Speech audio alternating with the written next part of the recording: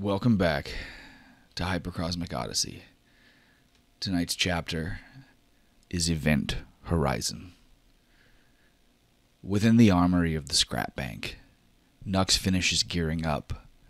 To ensure the boy's utmost safety, Pusher made sure to provide him with a Blue Harmonics Model A7 12-gauge pump-action shotgun, a Kelstar Type 5 assault breaching charge, one personal med kit, one surgical kit, just in case things turn for the worse. At Nux's insistence, he, Pusher, and Lifter all opted to wear a Stellar Horse pressure suit Mark 12 instead of a suit of armor. The pressure suits, having been built for wear in the vacuum of space, completely seal the wearer inside, sacrificing defense for security. While dressing, Nux hadn't been surprised to see that at some point in the past, Lifter had modified the suits with color and flair to represent his particularly loud personality. Before leaving the scrap bank, Lifter stopped at his command control center, hit a few buttons on the console, and swiveled a small microphone towards his face. After pressing a large green circular button in the center of the dashboard, the 20 holoscreens that up until then had been projecting security camera feeds from around the colony switched to security footage from within countless people's apartments. Stepping forward, Nux lets his gaze wander, switching from the faces of these normal, random colonists. Many he's never seen before. Some he vaguely recognizes as if maybe he'd seen their faces in passing. Clearing his throat, Lifter speaks into the mic, and when he does so, Nux watches everyone on the screens turn and look around their residence confused as to where the voice is coming from. Fellow citizens of Chinson, I apologize for the intrusion of your homes, but our colony faces a dire threat. Each of you has worked with me in the past for the betterment of this colony, of yourselves, your friends, and your families. I have seen countless of you come together to help those in need. Today, and the days to come, will ask for that in abundance. Our colony has faced strife before. This is no secret. You must only look out your window to see that we still live in a graveyard of ghosts. Many of you have struggled with the boot heel of the PMAC on our throats for the last 2 years. This I understand. I know that in such a time as now, you might see the opportunity to take whatever revenge and pain resides within your heart out against them. But know this, the violence and destruction delivered upon us now by the hastinous fist of the divine void, it is not something we will overcome divided. I tell you all now, the PMAC, our enemy, is today our friend. We must help them, or there will be no future for our world, for our people. This is Nux. He is one of us. Trust his words. And turning to look at Nux, Lifter says, Go ahead, boy. Tell them how to survive these monsters. You're the only one who can. And Nux's gaze drifts from Lifter to the 20 floating holoscreens, and he sees the colonists waiting for his word. The images shift, showing Lifter's full organization of at least 500 people. Okay, so Nux looking gravely down at the microphone, realizing that the words he says now will be critical to everyone's survival. Yeah, Nux's face flashes over the screen. I'm afraid to say that what we're experiencing on this colony now I've seen before. It's something that I wish I would never have seen again, but I have survived this, and you will too. Pay attention. Seal all your doors. Make sure no one you don't know comes anywhere near you. Make sure that if you see anyone at any point becoming infected, it's best to put them out of their misery immediately. There is no coming back once one of these attaches to you. And then he puts a still of what the squids look like when they're attached. He's like, don't let any of these small ones anywhere near you. Fire on sight, destroy, burn. They will respond to any trauma. You just have to crush them as quickly as possible. He's like, if you chance an encounter with one of these, you will not be able to defeat it. And then suddenly the lights around them flicker and die. At the same time, the holographic screens flicker and fade away. The trio are plunged into utter darkness, unable to see even an inch in front of their face. Pusher speaks first. Anyone else go blind? And elsewhere in the dark, Nux hears Lifter say, The lights on my suit aren't working either. They must have released an EMP. Everything's going to be down temporarily.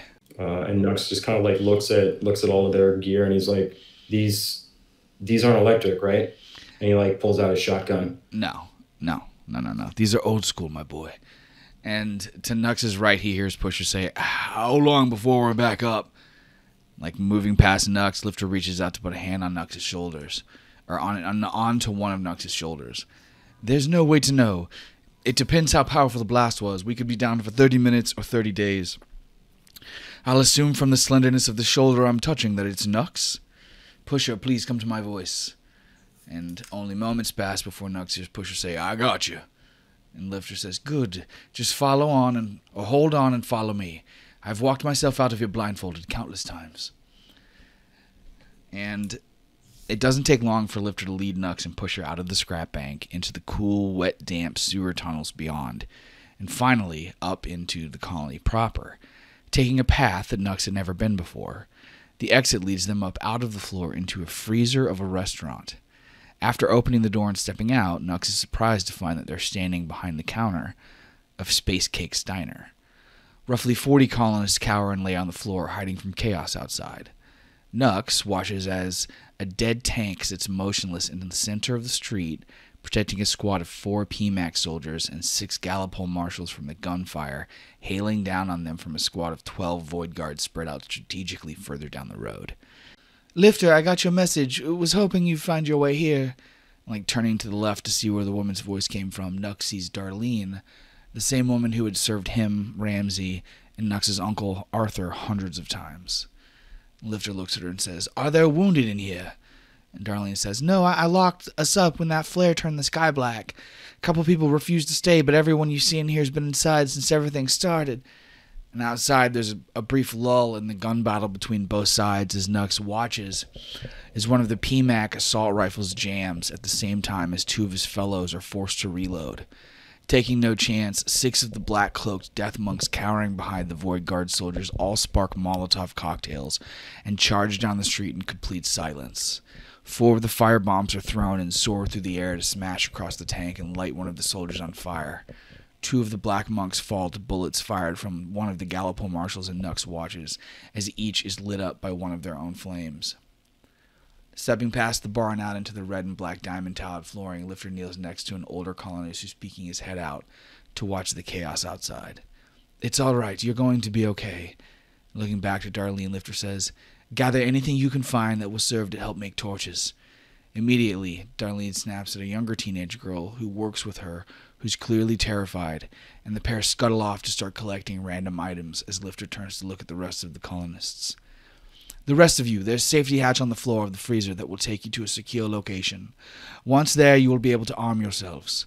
Anyone interested in surviving this, help Darlene and listen to her."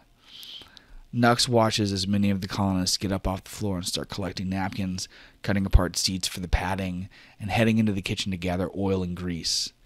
When Darlene comes back out with an armful of supplies that she sets down on the counter, Lifter says, "We can't stay. There are others out there. I'll be sending them. Keep the scrap bank safe. The password for the entrance will be..." Turning to look at Nux, Lifter says, "Nikolai." Nodding, Darlene shouts, "Okay, everyone finish collecting what you can and come with me." Like turning away from Darlene and the diner colonists, Lifter situates their gaze back out through the windows at the soldiers and marshals behind the tank. It's becoming clear that they're getting close to being overwhelmed by the approaching Void Guard. On the other side of Nux, Pusher says, "You said we should help him, boss. What are you waiting for?" Lifter kind of hesitates for a minute and looks over at Pusher and he goes, "We are old now, Pusher. This won't be like the last battle. This won't be like when we were young. We're not the same people we were then. I don't have high hopes of surviving this." Pusher says, "If that's the case, then we might as well make the best of the time we've got left, right? And what's better than saving lives? Besides, that's what you're best at. Scrap just keeps the lights on." A smile crosses Lifter's lips as they gaze deeply into Pusher's eyes, lean forward, and kiss him on the lips. "An angel in the dark, as always." Pusher blushes and turns to Nux. "You ready to fuck some shit up, kid?" Nux looks up at Pusher and he looks up at Lifter and he goes, "No one's dying today." And then he points to the tank and he's like, "That's dead, right?" Yeah. So walk me through what I'm seeing here. So I'm seeing. So what's on the board is exactly what we can see. Yeah. Okay. Is there a way from where our vantage right now to be able to tell, is someone in charge of the Void Guard? You don't see anybody that looks any different than any of them. Oh, that's right, because they all just have that like faceless visage. And can we tell what kind of weapons they're firing back with? Assault rifles, grenades, Molotov cocktails. Oh, so they're actually using straight up traditional, I forget what they call it, kinetic weapons. Okay. Yeah, well, I mean, they came prepared. Yeah, and in terms of who we're seeing in the PMAC, can we tell if anyone's in charge there, or are they all just grunts? Well, the Marines would be in charge. Okay. So there's Marines and then soldiers, just general soldiers? No, there's Marines and then there's marshals. Oh, marshals. Shit. All right, so taking a look at what I have here, there's 6 marshals, 3 Marines, and the Marines are being overwhelmed currently, correct? The Marines and the marshals are being overwhelmed by... Together? Yeah, they're together. Pusher's last words were, "Are you ready to fuck some shit up?" And Nux kind of looks up and he just goes, "No one's dying today." And then he pulls his gun out. Pusher, after Nux says that, Pusher definitely just like steps out first and sort of gets behind. He like rushes across the street and gets behind this like car right here. Pusher runs out and like Lifter kind of runs up next to him. And they're both behind this car. And there isn't really much room for Nux back there. So it's kind of up to you to decide how you want to do this. Okay. Well, generally speaking, do we have an impression of what Lifter and Pusher are really just trying to take care of this moment right now? They're just trying to gather a larger group of people that can help them out. I mean, they're trying. These are people in need. Okay. Nux kind of EMP killed any comms we had, right? Yes. Okay, so I would like to motion to Pusher and Lifter that I'm about to throw a grenade over into that area of the people that I can currently see, knowing that they can't currently see me. I would say that's too far. Entering combat? You would probably probably get the grenade like right here. Okay. You would need to get up to like here where they kind of are to do that. Okay. Yeah, I think actually saying up really help clarify my position. Can I see if there's any way to get to a rooftop or somewhere of higher ground? Yes. Roll an observation. All right, that's to spot sneak attacks, so that doesn't count. I'm pretty sure this is just normal observation. Yeah. All right, yeah. While Nux was sort of helping a couple of the local colonists gather grease in the back of the diner, he did see that in the kitchen there is a red metal ladder that like leads up to the roof. Okay, Nux just kind of like, I guess there's lots of flak going on right now, right? Lots of cross shatter. Oh yeah. Okay. So Nux waits to, I think with my successful second observation, I'll just use this as a opportunity to communicate that I'm going up. So he like motions over to Pusher and Lifter and he points to himself and then he says, "I'm going up." And he like motions up. So he takes that red ladder. Okay. And as Nux sort of gets up onto the roof, these two guys on this roof immediately start firing on him. So there's people who can see me. They already have coverage on something else. I mean, I wouldn't say it's coverage, but like you guys are both on equal-sized roofs. Well, yeah, I think they're aiming at the street though, right? So. Well, but they can immediately see Nux though. Okay. Like they're up on a roof. Nux pops up on a roof, in their line of sight. You see, like, because if they're looking, let's do the. Hold on. Yeah, I actually thought that white thing was a gray lot. I thought that was a parking lot. I didn't think anyone else was up because like there's no one on my building, right? But they're on the adjacent building. Yeah. Yeah, that to me looks like a construction site, but yeah, okay. If you look, there's that shadow, kind of. It just looks flat. That's why I was like, oh, it's. But yeah, I can see. Yeah, that's fine. I'll work through it. Okay, go ahead and roll your armor. Oh, good. I'm gonna take damage from one, and that looks like I blocked the other. Yeah, so you take 2 damage. Okay, Nux just gets ripped. Describe how he gets fucking punctured, I guess. So I would say that as Nux basically sort of comes up out of the roof and rushes over to the corner to look down, he didn't clear his like 6, so he didn't see that there was 2 guys on the building to his left because he was so focused on the battle that was happening to his right, and a bunch of bullets just like strike the roof sort of next to him, and one of them zips across his shoulder, just like hits him immediately, and he kind of feels that pain, and it knocks him a little bit, and he tumbles to the ground, and he's laying flat prone on the roof right now. Yeah, and Nux is just like, he's already bleeding, and he's just like, no one dies today. No one dies today. And then roll for initiative. Yep. Nux goes first. Oh, breaching charge. No, wait, can we use the breaching charge? That's like C4. Yeah, that's what I'm saying. Can we use that as some kind of explosive? That's what it is. Yeah, I mean. Yeah. Okay. I'd like to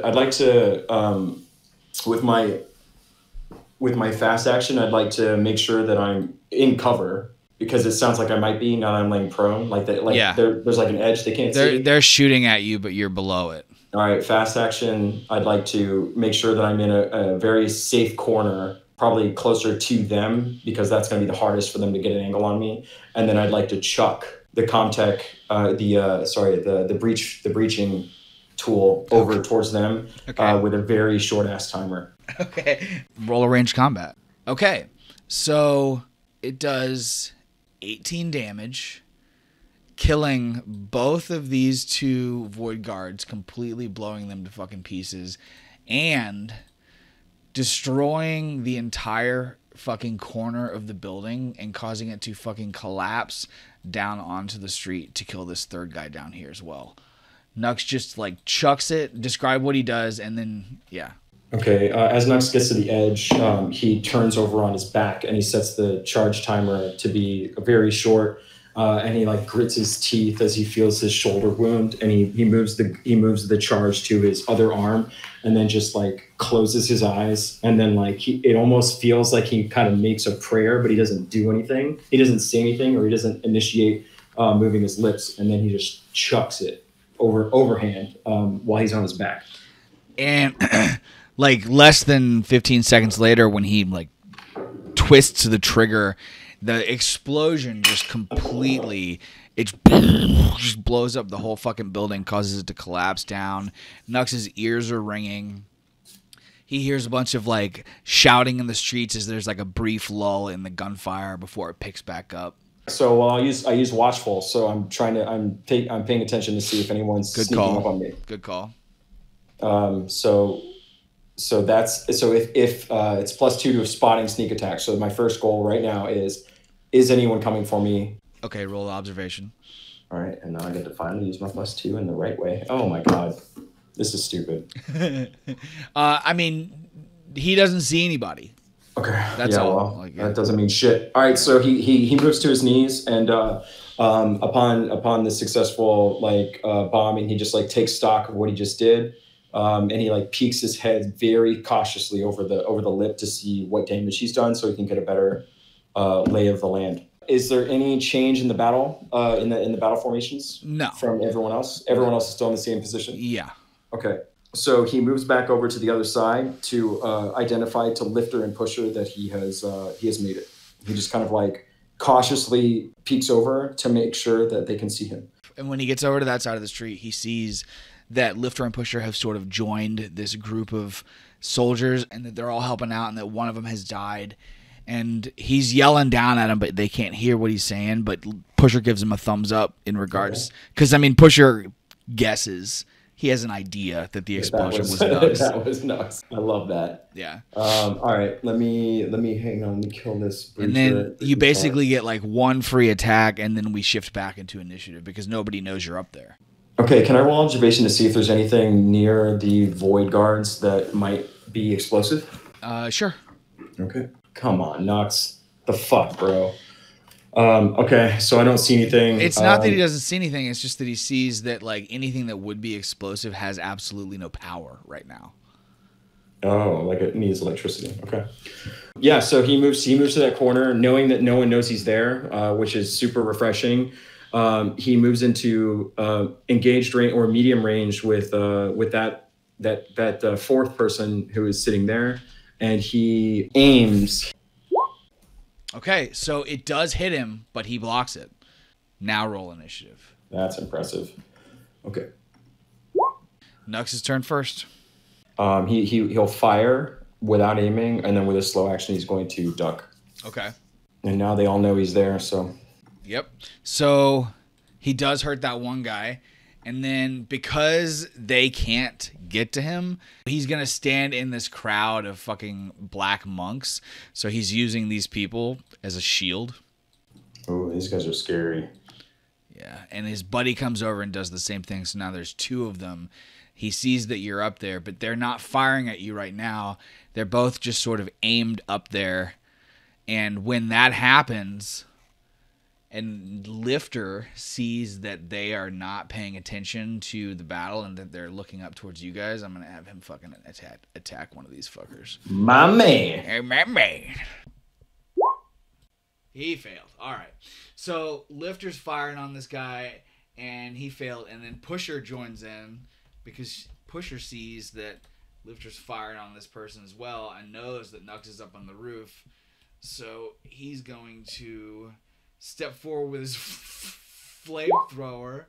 So I want to make sure that no one is sneak attacking me. So do I need to roll? Can I roll watchful in the middle of a? Yeah, but that's your. That's your turn. That's a turn. Yeah, I feel like that's actually pertinent right now. I'd like to see or understand if anyone is gaining a sneaky edge on me. Okay. So it's your fast action. So like Nux looks back at the hatch and it is still closed. That's the only way up to the roof is that fucking hatch. Okay. And it's closed. All right, so I guess if that was the fast action. Because think about it, dude. We've only roughly maybe 20 seconds has elapsed, 35 seconds. Okay. And now one of these guys is going to fire back at Lifter, and these two guys are going to fire back at Lifter and Pusher. The first one fires at Lifter, and the second one fires at Pusher. And as he's sort of peeking his head up over the rim, he sees that down here from the north, through the chaos, Nux recognizes that two of the oncoming marshals are smaller than the others, and instead of wearing Gallipol body armor, are instead wearing their own makeshift armors.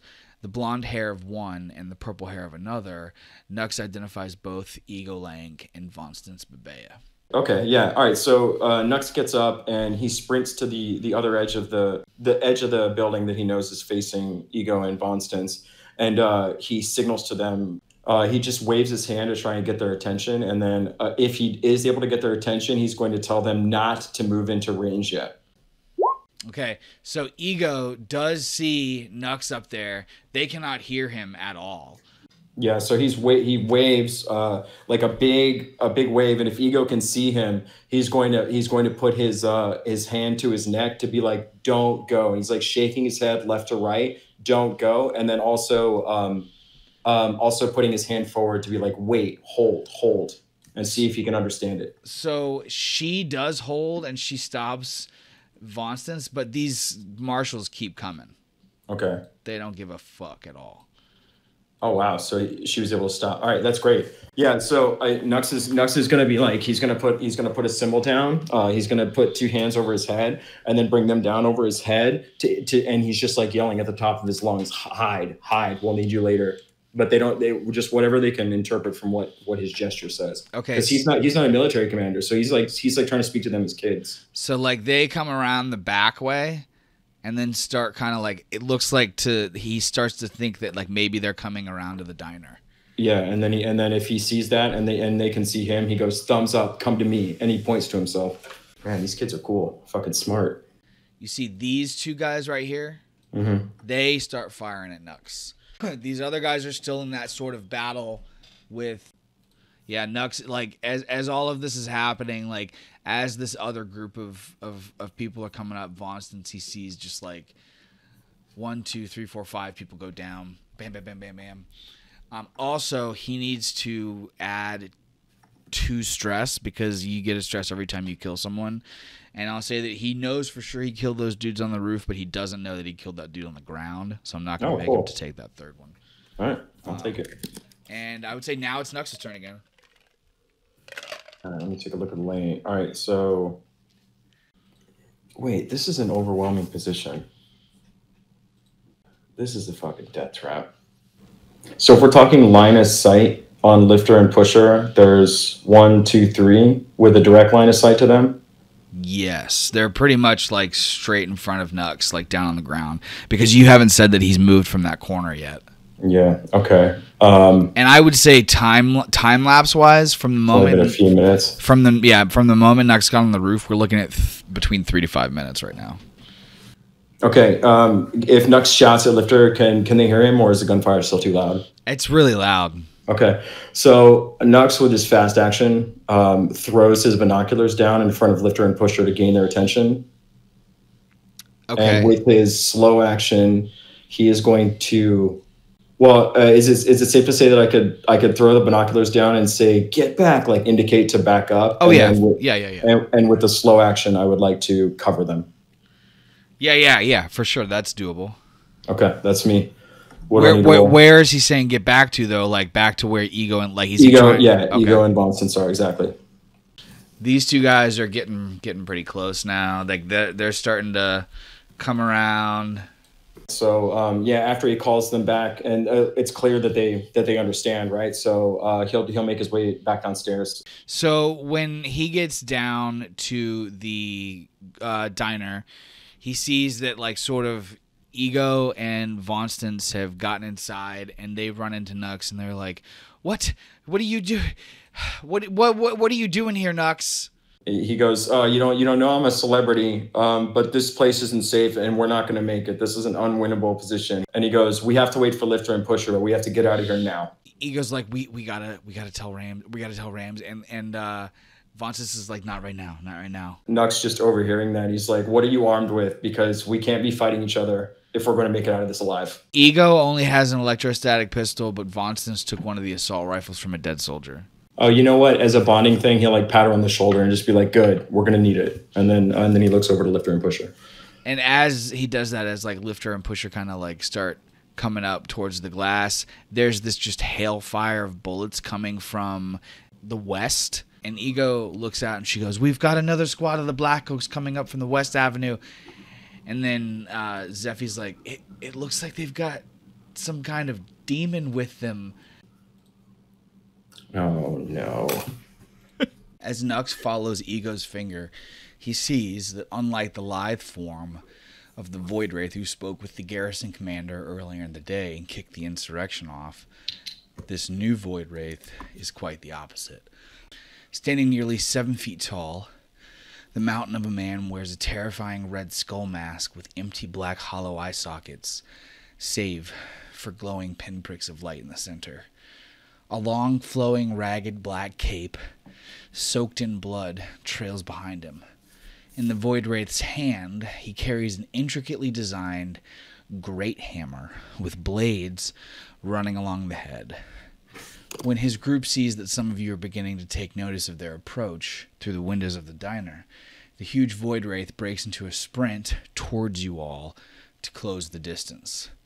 The Void Guard runs behind him, aiming ahead to fire on your position and give the leader cover as he approaches. Jesus fucking Christ. And was the other dude that big? No, the other guy was just a regular-sized guy. Dude, this he's like a fucking straight-up lich or something. Pusher and lifter, this is the weapons that they just had fired on them, right? Like they could see. Yes, so they know these guys are coming. No, none of these other marshals know that these guys are coming up the back because they're busy like with the fucking south and east. But yeah, you guys and Pusher and Lifter can see this second group coming up. And they're coming towards the children. Yeah, they see you guys. Yeah, so I mean the glass is shattering all around us right now. Yes. Okay, so you guys are like ducked down and like bullets are like the kids duck down and Nux just has this like fucking moment where he's like seeing the hails of bullets rip apart this place that was like so safe and comfortable to him for so long, and he's just realizing how far everything has come and how much everything has changed. Vonstance looks past Nux' ego and goes, "Attack!" and like pops up, whips the assault rifle out and aims towards Void Wraith, Gorn, and the other ones, and just starts fucking like.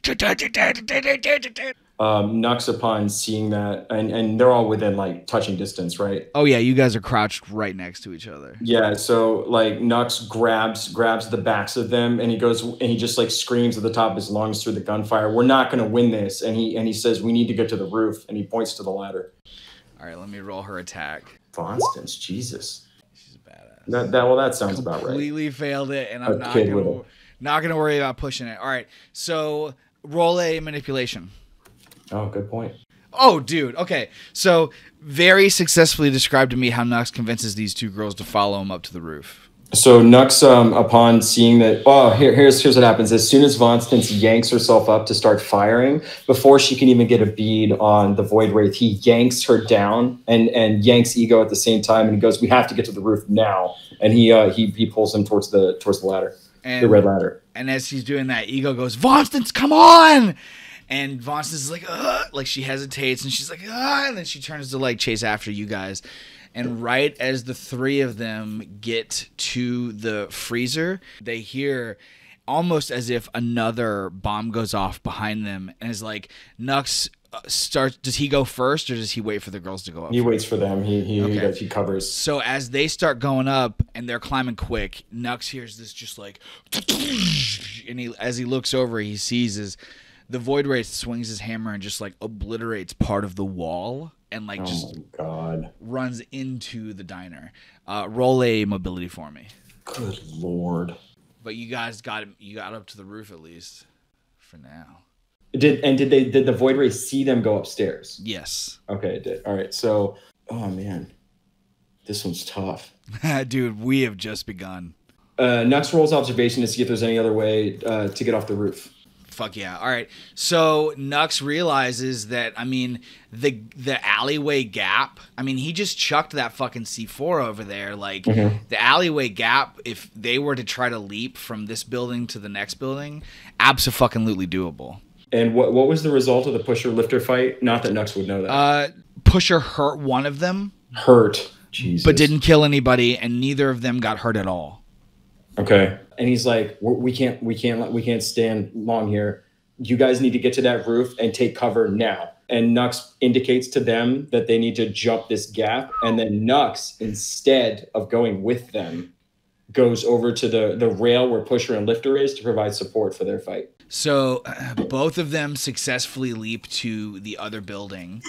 And as Nux turns to head back, he hears underneath him as the building is like starting to like shake, just like this dude is just running through the walls, like the pillars. Yeah, it's like smashing. Oh, it's a good thing you went to the edge. That's the only safe place in a fucking teardown like that. Jesus, this guy's a psycho. And these guys are getting closer. They're pushing up around them, and I'm going to say a couple more people have died up here. All right, so Nux is now up at this corner, and he can see that these two are getting closed in on by this approaching group. And they're both kind of like peeking out and firing when they can. But it's, you know, and they're both behind this car. Yeah, Nux aims and fires at the closest one with his Remington. Describe how Nux kills this guy. As soon as he sees one taking very militaristic, sporadic shots at Pusher, and when he sees Pusher duck, it just fills him with this fucking rage, and suddenly he feels like he can aim better because of this, and he points the Remington at at the black spot where this person's face should be, and he fires. And he just watches as like chunks of red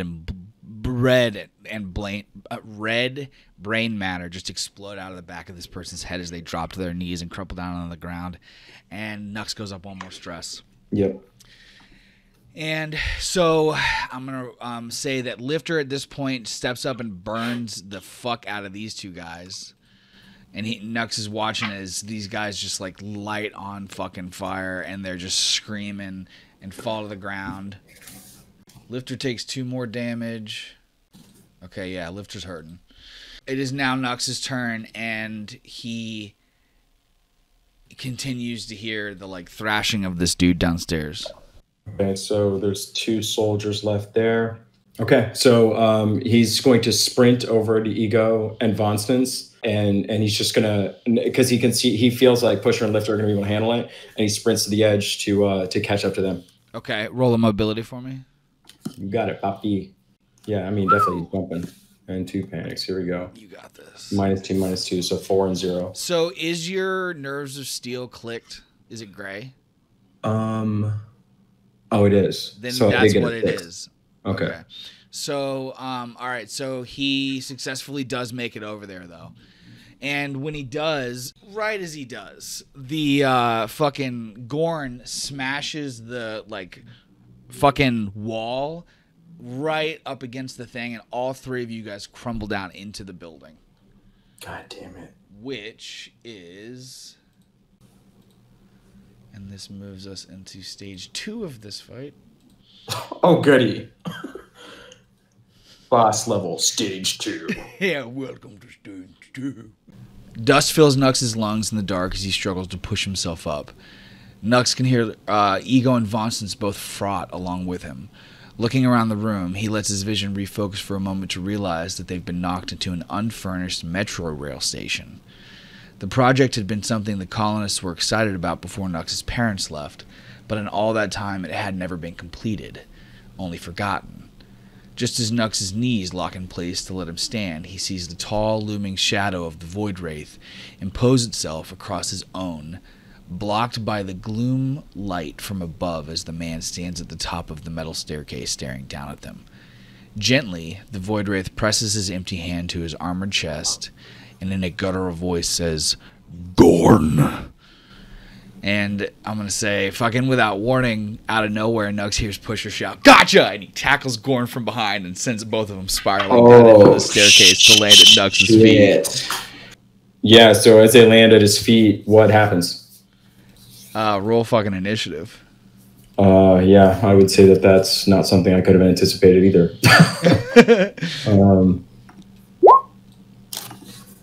You kids get 1 free round before fucking Pusher and Gorn can roll.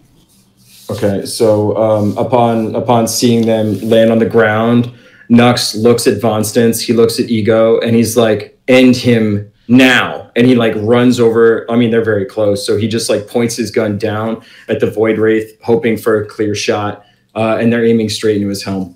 Dude. So out of that, it goes Nux, Ego, Nux, Ego, Vonstons. So Nux, run up and roll your attack on this dude. All right, he rolls that amazing pump action shotgun, and he aims, and he fucking fires. Okay. No damage. Yep, Void Wraith armor, fucking bullshit. Fucking Vonstons attacks. Ego's fucking pistol, her electrostatic gun won't work because of the EMP. The EMP. Okay. So all right, so maybe upon seeing that, he's just like, I didn't roll observation. All right, I'm gonna deal with my choices. Consequences are important. Okay. And hold on, now I gotta roll initiative for Gorn and Pusher. Oh yeah, well they're behind. Well, he's behind everyone, which is great. All right, so how does that? Oh, Pusher's up too. That's that makes perfect sense. Okay, he gets tackled, he's rolling around, and then Pusher stands up, and then everyone else is kind of like, yep. Yeah, Pusher tackles Gorn down the staircase, and they both kind of clatter to the ground, and Nux yells, "Get it!" or like, "Don't let him up!" And they all just start shooting at fucking Gorn as he's like literally getting up off the ground, and behind him, Pusher stands up first because Gorn is literally being blasted by these fucking 3 kids, and it is now Nux's turn again. Nux with his slow action grips Gorn's face mask, or he tries to understand what controls this mechanism with Comtech, and then with his slow action, he'd like to rip it off. I would say that would be like a melee close range combat. Close combat, but like -6. Like this armor is like he does not have the strength to do that. Okay, so it's a strength. It's based on. It's not like a face mask. It's fucking armor. Okay, it's like hermetic sealed. Yeah. It's like his body's fully sealed because he's dealing with like Ambro creatures. Yeah, exactly, and that's how Nux knew these guys were terrifying because they already know what it takes to be around these fucking monsters. He would need like superhuman strength to rip that helmet off. So we're in a metro station. We're at the bottom floor of it. It's like dark down here too. Yeah, I mean, he probably has fucking night vision. This piece of shit. He does, and like, oh, dude. So it's dark as shit down here, but you can still see his like glowing red eyes, dude. Okay, I'm just thinking. I'm thinking out loud. I'm thinking. It's like illuminating his face. Yeah, but also everything around him. So even when we get close, we're bathed in that fucking shit. So yes. All right. So as he's getting up, Pusher's getting his bearings. Nux looks over at Vonstance and Ego and just goes, seek cover. And with his slow action, he wants to make sure he's directly across from Pusher. He wants to stay at a 180 degree, like he wants Pusher to stay behind and him to stay in front or vice versa. Like that? Yeah, so if you put him there and he's between us, so with my fast action, I want to make sure that the kids are covered, and then I look to Pusher, and I just grit through my teeth, just like with this like welling rage about what's happening to us, and I go, "No one dies today," and I shoot the Void Wraith in the face with my shotgun. Fuck yes, dude! All right, so he takes 3 damage. Awesome. And then Nux watches as the slugs of the shotgun mangle the like metal of his skull. So the metal helmet still looks the way that it does, but like part of it's like dented in and fucking like gnarled up now. Okay. Like point blank to this dude, and his helmet's still together. At this point, Ego runs around to like crouch down behind that fucking pillar because she has no weapons that she can use. But Vonstance does back away, but while she's backing away firing at this motherfucker. Cool. That's cool. Vonstance is a badass bitch, dude. All right, so he takes 2 more damage. Hell yeah. That's a lot, dude. Yeah. 5. And it is now Pusher's turn. My man. With the fucking flamethrower. And he's facing the back, too, and that dude's wearing a cape, so... Oh, yeah, that cape's about to get fucking evaporated, dude. Right. God, he's got a hammer. He's just like so confident that he doesn't even need a fucking ranged weapon. Pusher's pushing, and yeah, so he does 2 damage, and oh my god, dude, Nux watches as Goran fully gets up, he's just engulfed in flames from behind, and he screams. He's like, "Oh!" And Nux watches as the cape on his back just like lights up and fucking vanishes, and the stream on the flame kind of like dies down, and he's standing there and his fucking red armor's all black and charred, and he's like smoking, and he's just like, "My turn." And then he fucking turns and swings the hammer at Pusher. Oh my man.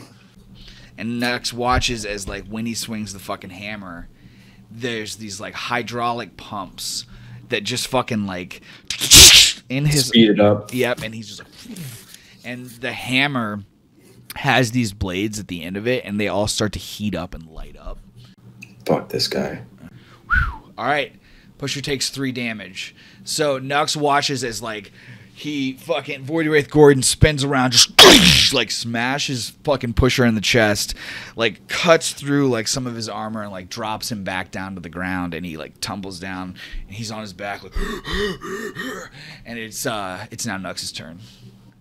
So now Nux is facing the guy Gorn's back. Yes, right? Gorn's back. Yeah, yes. Baby. Nux with his fast action grabs Lifter's Remington from his pocket and goes, "Ego!" and throws it to her. And then with his slow action, he fires the shotgun at this fucker's back again. Okay. She catches it. Roll that attack. And here's the attack. Come on, baby. It's deflected. So like he throws it and sees that like Ego's catches it, but like his distraction is split. So he sees that she's catching it, but he kind of like fires a little bit wide, and it deflects off of Gorn's shoulder. Yeah, that's a good one.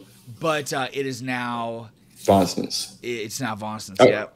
Okay, so dude, Ego just fucking put this dude on his knees. She dropped him down. I got to roll a critical injury on him. Vonsis did? Yeah, Vonstons did. Holy shit. So look, she just did fucking. Yep, he's down. All right, roll critical. 24. That's not much. 24. This is metal as fuck. Yeah. I told you, dude. I told you. I can just see this animated so many different ways. Like, right? And it's like we're ramping right now. We're ramping. Oh god. So 24 knocked out teeth. So that means that from the damage that Nux did earlier on this guy's fucking helmet, Nux fires at him, hits him in the shoulder, and it causes him to spin around and turn to look back towards Nux and Vonstons, but he does it like really slow with the shoulder tilt and like the head trying tilt. To be cool. Like, yeah, like ooh. Yeah. He like turns around and Vonstons isn't having it. And fucking shoots him in the helmet again, and the part of his helmet that fucking Nux destroyed or that Nux damaged is now like and like just blown off. And Nux can see that like the guy has a glowing red eye. It's not the fucking helmet. It's his fucking red pupil. Gorn charges Nux. Oh no. Swings the fucking hammer. Wait, dodge. Yep. Yes. Oh my god. Okay. Oh god, I totally remember. Oh dude. my man. Thank you, Nux. Dude. Oh okay. So describe how Nux dodges both swings of Gorn's hammer. All right, so when Gorn gets his face shot, you can just, once he realizes there's like this human underneath and that the eyes aren't fucking mechanical, Nux has this like sense of panic, but then he sees Gorn do with superhuman speed. He like goes down into a football stance and just but before he even starts taking the step, Nux is like, not today, and he waits for Gorn to make one footstep, knowing that he can clear that distance and he can clear 10 feet in one stride. Let's say something crazy like that. Can we say that? Yeah. So basically, one stride he can do yards of travel. Yeah. So as soon as he sees him get into the football stance, he sees that hammer with the blades come out, and he just grits his teeth. He starts to break one way, but realizes that guy can probably predict that. And so instead he drops to his feet as the first hammer blow goes straight over his head in a horizontal arc, smashes into a pillar. As soon as it smashes into a pillar, you can tell that the guy is already anticipating Nux being on the ground again. So Nux rolls between his legs as he brings the hammer down into the spot that Nux was just there. And then immediately upon seeing that he lost Nux, he realizes, oh, fuck it. I'll just kill Ego and I'll kill Vonsis in the same move. And he sprints forward with that first hammer fall. He tries to sweep down to up because he's smart. He's very economical about how he uses this melee weapon. Oh, yeah. So if you follow the movement, he goes horizontal into the pillar, and then from the pillar down into the ground. And then his upstroke, he tries to catch Ego. But Ego just like kind of like, she's like almost like blissed out in this moment. She just kind of like takes a step back, and he realizes that his last blow is the last opportunity he has, and he pulls it horizontally across his body towards Vonstons, who just ducks it because she can tell that he's fucking wounded. Yeah. Okay. And that's it. Perfect. And then at that moment, Nux hears the voice of Lifter from the top of the fucking staircase.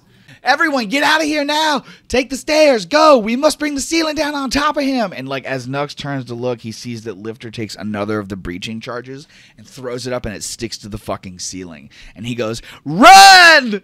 Oh, fuck that, dude. Jesus Christ. You expect us to survive this?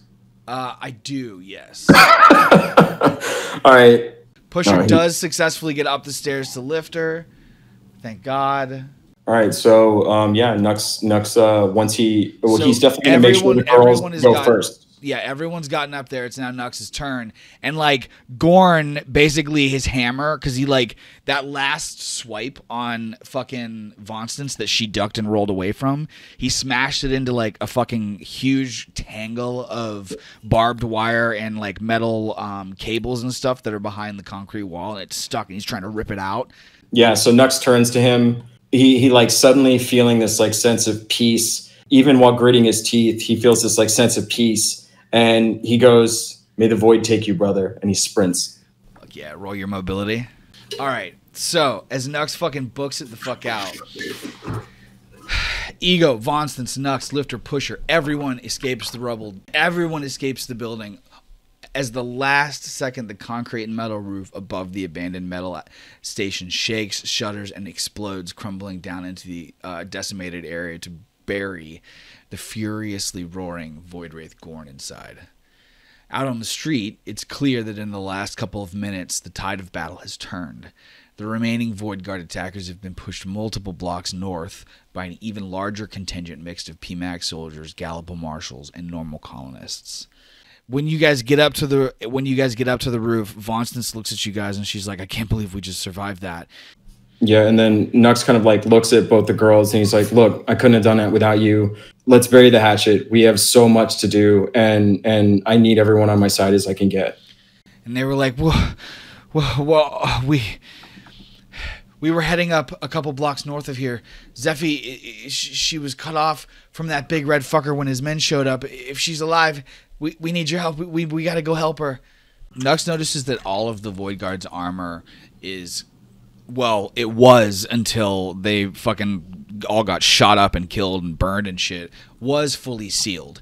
They're wearing like these white sort of animal alien type skull masks, and when he pulls one of them away, he sees just like sort of the face of a regular person, and he sees that there's these tubes that stretch from the collarbone up into the person's jawline, and like that there's these just green and purple like veins running up their cheeks to their eyes, and their eyes are just bloodshot red, and now that they're dead, their eyes are like bleeding red.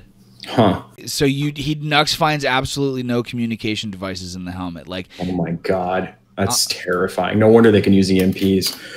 All right, so Nux, with that knowledge, are there any weapons? They're all holding AK-47s, like old type, like 300-year-old, well polished Earth AK-47s. And those AKs, I'll pick up one, and I just advise everyone. I guess Lifter and Pusher probably have some pretty significant weapons. Right? Pusher only has a flamethrower, so Lifter's definitely going to take one. All right, Lifter, Pusher definitely would love him to take one. What about Lifter? Just looting the bodies.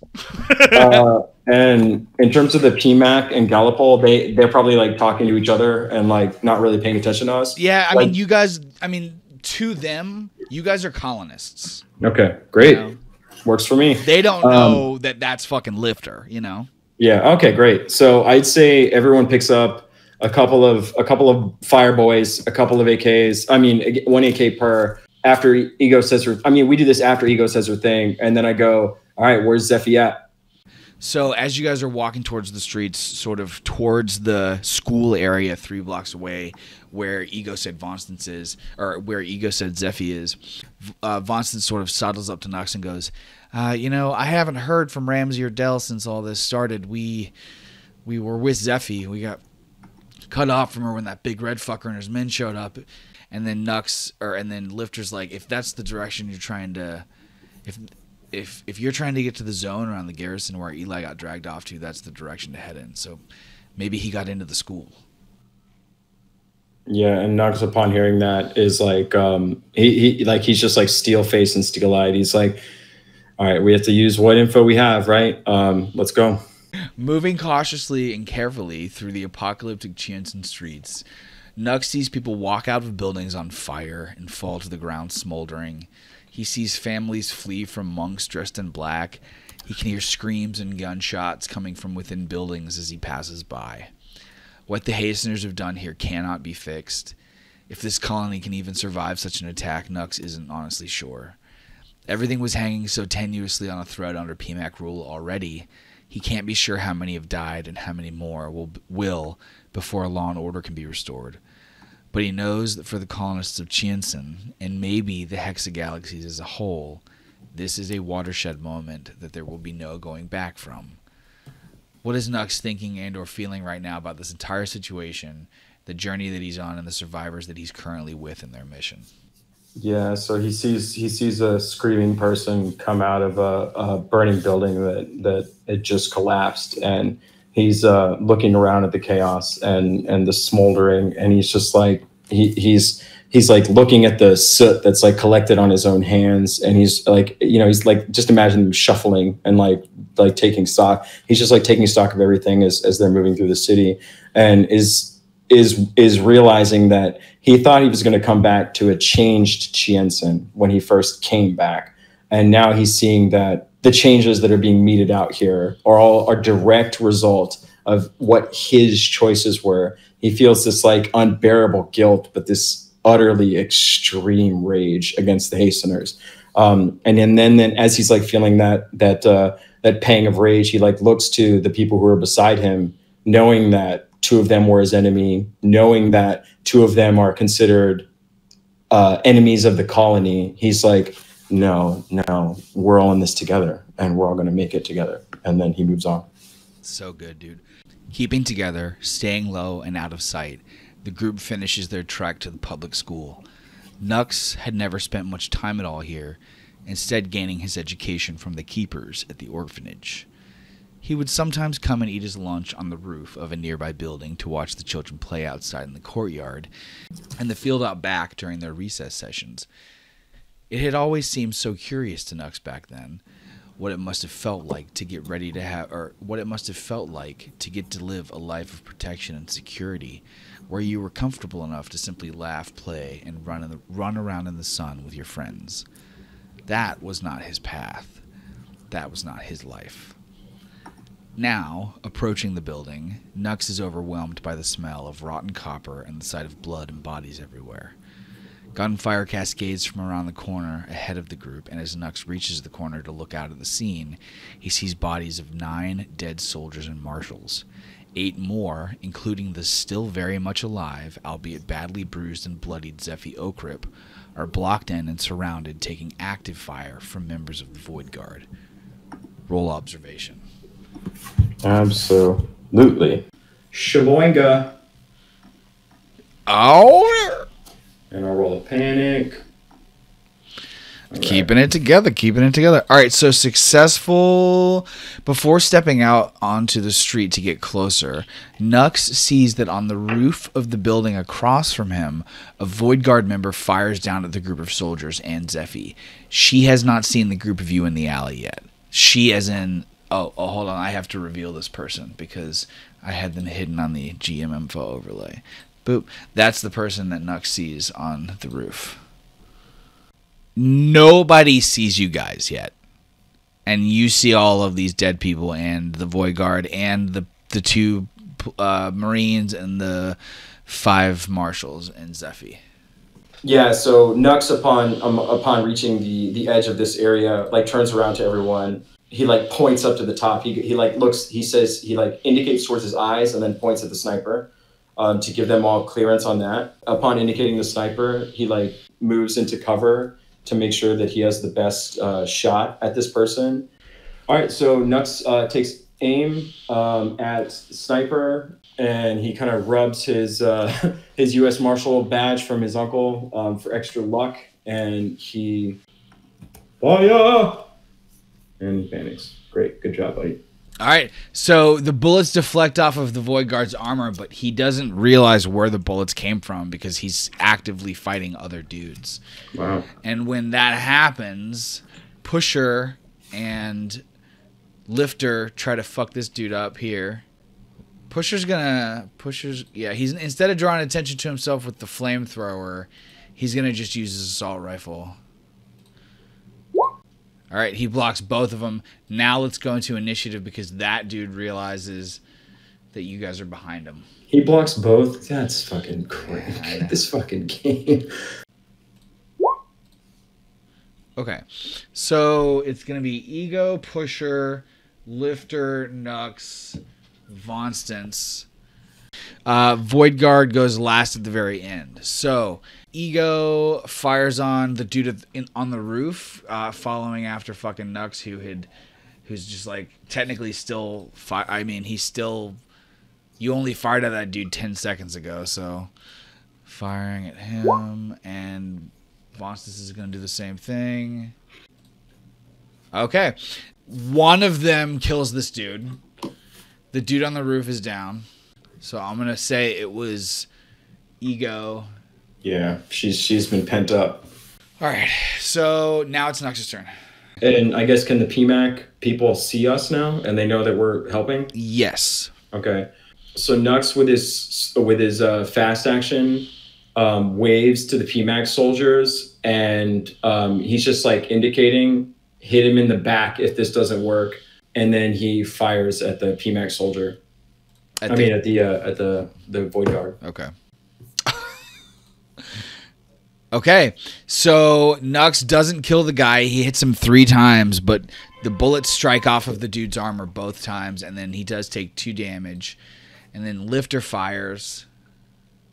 This guy's basically in a firing line right now. Like, he's got his back up against the wall, and you guys are all just like... Come on, Lifter, kill him. Oh, no. Lifter killed him. Good. And Lifter goes up 1 stress. Okay, so then as that guy falls, suddenly... Oh, come on. As the second Void Guard falls, a horde of Ambrosapiens come bursting around a nearby corner. They're all screaming, gurgling, and drooling greenish, oily, bloody spit all over their chests. Their bodies rise, twitch, and jerk violently as they sprint forwards towards the collective battling groups. Nearly 25 in all, Nux can see that many of their bodies are already riddled with the baseball-sized flesh holes of popped blisters.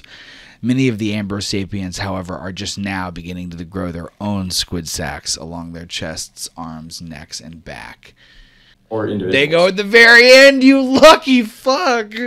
Okay. Dude, okay, that's the thing. It's exactly like you said. Like, the game literally throws you in the deep end, and then as the night progresses, it, like, starts hooking it up. Yeah, so Nux, upon seeing them, instead of, like, panicking, because he's, like, looking around and seeing that the girls are, like, starting to lose their mind, but he can see, like, a steeliness in Lifter and Pusher, and he screams, we cannot let them touch us, and then he yanks one of the Molotov cocktails he pulled out, and he, with his fast action, he throws that towards the horde and says, "Get behind the wall." The girls aren't fucking sealed in, man. Like those girls, no one's fucking sealed. So he's just like as he's throwing the Molotov cocktail, he's basically telling them to get behind the wall because he knows that once the rest of the PMAX see, they'll be able to help. So yeah, I'm sure they're going to take actions with their weapons, but that's what he would. That's what he yells. He yells that. And he throws a Molotov cocktail and then makes his way towards the wall. Panic roll 1. He keeps together. All right, so that is 9 damage. So Nux completely kills this Ambrosapien with the fire. It just engulfs the dude's body. But this second guy here is only... I mean, he's on fire. The second guy's on fire, but he's not fucking dead. Okay. Oh, cool. Yellow tint. That's cool. Yeah. So then now it's Ego, and since Nux told Ego to fucking run, she sprints this way with her fast action, and as she runs, she kind of like aims her. She can't aim. I'm just saying that she's pointing. She points. Yeah. She points the assault rifle one-armed back towards the Ambrosapiens, and I'm gonna go ahead and give that a like -3 because she's running and pointing, and she misses. So then it is now the Marine's turn, and since he is in a position of like active, like aiming to fire, let's see what this motherfucker can. It's funny too. They were. Oh, come on. He's pushing. He's pushing. I don't give a fuck. He's pushing. The game's like, no. All right. So he's obscene. He's nervous twitch. So his stress and he drops his gun, right? Nervous. No, twitch. yeah, no. The one that drops the gun actually says that. Yeah, you're right. His stress and the marshal's stress go up 1. I'm not gonna say you guys go up 1 because you're. Well, I went up. Wait, Ambrosapiens aren't humans. Okay. Well, him and the marshal both go up 1 stress. Okay. Okay, so he was terrified. That the Marine was terrified seeing this fucking horde of like squid alien zombies come busting around this corner. So he just kind of ended up firing wildly and like missing a whole fucking bunch of them. Pusher stands his ground and just whips out the flamethrower because the fire's already started. So the flamethrower comes back out and he just fucking pulls that trigger and starts fucking laying into these bastards. So then this dude's down. This dude completely like fucking turns to a crisp. And then also so does this guy right here. It is now Lifter's turn. Lifter is going to fucking just lay in with his assault rifle. He's standing ground with Lifter until Nux and Vonstance get past or move at all. Like he's trying to lay Yeah, down. well, Nux was moving on his, so he yelled and was moving towards the wall. None of these people have armor. They're just regular ass fucking people. So 2, 4, 6 Lifter kills another one of them. It is now the Marshal. The Marshal fires. All right, he does 3. He hurts this guy. Doesn't kill him. That means it is now Nux's turn. Nux, upon seeing Vonstance's position, grabs her with his fast action and throws her behind him, or yanks on her. Throws her behind him? Yeah, because towards the wall, like to away from the Ambrose towards the wall. Like, he shoves her. Yeah, he shoves her. Okay. And then with his slow action, he throws his last cocktail at the rest of them. All right, do it. Chuck that shit. Come on, dude. 2. Fuck yeah. All right, so that means this guy's dead. Let me throw another one of these fire up here. Dude, what a gauntlet. Right, okay, Nux yanks Vonstance to the side, throws her towards Lifter and Pusher, then immediately spins back around to face the Horde and whips his Molotov cocktail at him to like burn a whole bunch more. And the remaining crowd that pushes through all surge through the wave of fire, each of them lighting on fire, their pants light on fire, Good. burning up their bodies. And then all of a sudden, just the weight of this just wave of collective fucking bodies smashes into fucking Nux, taking him down to the ground.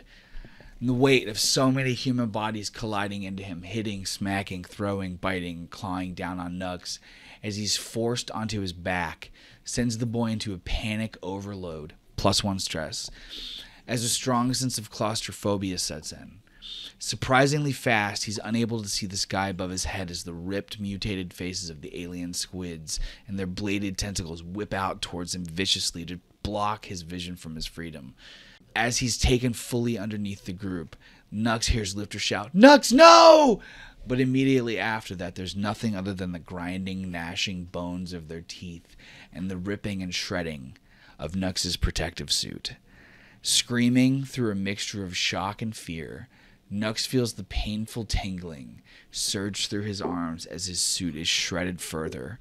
That same painful tingling grows from warm to hot to searing as something overtakes the boy. A strength wells from somewhere deep within Nux as the platinum, chitinous material spreads from the bangles on his wrists to cover his arms, chest, neck, head, groin, and legs, completely sealing the boy safely inside a form-fitting suit of alien armor. Pinpricks of pain jolt into the base of his skull briefly before Nux's vision goes completely red. A voice in his head screams. It's his own scream, somewhere deep inside. It's a scream of anger, of pain, and of justice. The survivors, the PMAG soldiers, and the Gallipol marshals on the street, overwhelmed themselves, all stumble and struggle to regain their footing when the pulse wave of glowing light explodes out from within the pile of Ambrosapiens, knocking many of them either up as high as 30 feet into the air or to the sides hard enough to splatter their bodies against walls and crush them to a pulp on the cement below. Standing in the place where Nux fell is a suit of shifting, seemingly alive platinum armor. If not for the humanoid body, you'd have no idea that the being was human at all. The remaining horde of Ambrosapiens, all seemingly attracted to this newcomer like moths to a flame, turn their attentions away from the soldiers and marshals to all charge towards the pulsating and glowing Nux. Shifting his stance to prepare for the approaching group, a deep grace of calm overwhelms the boy and his vision shifts from red to blue. He had gone somewhere for a moment, and he'd learned something ancient, but now he couldn't remember what it was. He was back, and he was dangerous. 3 free attack turns for Nux. Oh my god. Hold on. What? I got some art for you. So you remember Lucy and her fucking Cosmo bike? Yeah. That's what this is, buddy. My man. Yeah, okay. All right. It goes to show that, what we know isn't what we know. Exactly. All right, here you go. You get to decide. I got a couple pick. Well, I got 10 coming for you. Okay. Yeah. So definitely the second one. So I think, can Nux tell, because I'm basically going to be using this, in my opinion, like as berserker armor, something he can't quite control, but something that seems to be there for him when he needs it. And he has 3 attacks of opportunity. There's not many people standing, right? There is 1, 2, 3, 4, 5, 6, 7, 8 Ambro squids right in front of you, and they're all like fucking. You just cut loose on them. Okay, so then the first pulse, you said the pulse slammed some into the wall or something, right? Yeah, a couple of them are knocked back and stuff. Okay, all right. So those ones that are knocked back, and then everyone kind of like takes notice of this what is there where Nux once was, and Nux upon I think he's still gonna be down. With the first pulse, it's just gonna be like I kind of imagine him in the berserker mode from Unit 0 and Eva. Where it's almost like trying to get out of itself in a way. So maybe instead of turning to blue, we can keep him in the red state for a minute. Is that okay? Yeah, that's fine. Yeah, because kind of the way I picture it is like, so as this stuff's coming, because in his human mind, he's dead, like he's dying right now in this exact moment, and then suddenly he realizes he's not dying and that something is giving him this sense of power. And I think we can connect that to the exact moment of rage he felt when he first saw the Ambro Sapiens being called upon by what was his name? The first Void Wraith? Voltaire. And by seeing what Voltaire did. And I think he's connecting that rage because it's a sense of desperation. His rage only appears in desperation. And so in this moment, with the rage, are there any augments to his are there any weapons that come with this specifically? Like he doesn't know. What right? What does his rage tell him? All right, so as his rage like picks up, he feels himself being like, well, initially his brain's almost like anticipating his own demise as he gets overwhelmed, and he's like looking at Lifter and looking at Pusher upside fucking down as these creatures maul him. And then as his eyes are sort of smothered, and then, insert what you were describing, then the suit kicks in. He feels this sense of unworthy safety that he feels like he doesn't deserve. That's like what if he feels the first. It's the same feeling he felt when he jumped off the cliff and he was going to kill himself. He feels this unworthiness of the boon that has been given to him. And as the creatures start tearing apart his suit, he feels the chitinous, the armor start chinking itself over him. And upon feeling that and feeling the pain sort of recede, all that's left is blind rage. And he starts swiping in every direction at speeds that he didn't even know he had. And he's just rending flesh with his hands, rending. And like as he's doing that, the metal around his hands turns into blades. And he just starts spinning, unbidden. He just starts whirling in circles, moving himself around. He doesn't know how he can see as clearly as he can because he knows he's spinning in 360. He knows he's moving so fast, but all he sees is body part and limb get rended asunder. And he finds himself chucking bodies into the fire and chucking severed limbs into the fire and curling around until everything in his possible vicinity is dead that he wants dead. But yeah, I'd love to see how we pull ourselves out of this rage because that's going to be interesting. So as the final Ambro Sapien falls to the ground, Nux breathes heavily. Looking around the colony through his new helmet, everything is brightly lit and colored, as if he can see the energy of different locations. And nearby, Pusher takes a step forward as Nux realizes that everyone is standing in a group now staring at him. And he goes, Nux, is that you? And are there still the Void Guards are still on the other side of the colony, on the other side of the They have run away. They ran? Yeah. Okay. And hold on. Turning around, Nux sees that everyone is staring at him in awe. Behind them, the others, including Zephy, all stand there unsure what to do. The soldiers and the marshals all have their guns raised towards Nux, but not directly at him. They're tentative and they're at the ready. And with the thought that none of these people are enemies, Nux feels the helmet begin to detach in hundreds of small pieces, compile and shift around the sides and top of his head to settle in a cradle on the nape of his neck. Taking a deep breath, Nux's lungs expand and he feels the smoggy, thick, toxic air of Chinsun rush in as fresh and clean as if he'd been on Odessa. Drop to 0 stress. Holy shit, that saved my stress. And then so Pusher asks, "Is that you?" And then the helmet comes down. Nux immediately falls to his knees once he can smell the colony again. And under his breath, he's going, "Why me? Why me?" And then as he's saying, "Why me?" he looks up and sees his newfound coalition. He's slowly starting to congeal and almost in a way, because this isn't the first time he's been saved despite his circumstances. And he's starting to feel that the universe has plans for him that maybe he can't possibly understand. But in this moment, he sees his friends and he sees the awe that they feel. Nux he's tearing up. And as Pusher kind of approaches him, Nux starts just crying. And in his head, he's like, "I don't deserve this. I don't deserve this." And maybe Pusher doesn't understand how to approach that, but Nux doesn't say anything when Pusher asks. So what would Pusher do in that moment? Is he saying that out loud? No, he's saying in his head, I don't deserve this. I'm not worthy. And is he still kneeling or is he standing? He's kneeling. Okay. No, he's standing. Okay. Like the helmet kind of revealed itself to let him talk. Okay. But instead of talking, he's just crying. So as Pusher sees the tears start running down Nux's face as he's just standing there in the middle of this mound of dead bodies and this platinum suit of armor that is literally covered in blood, like just soaked in blood.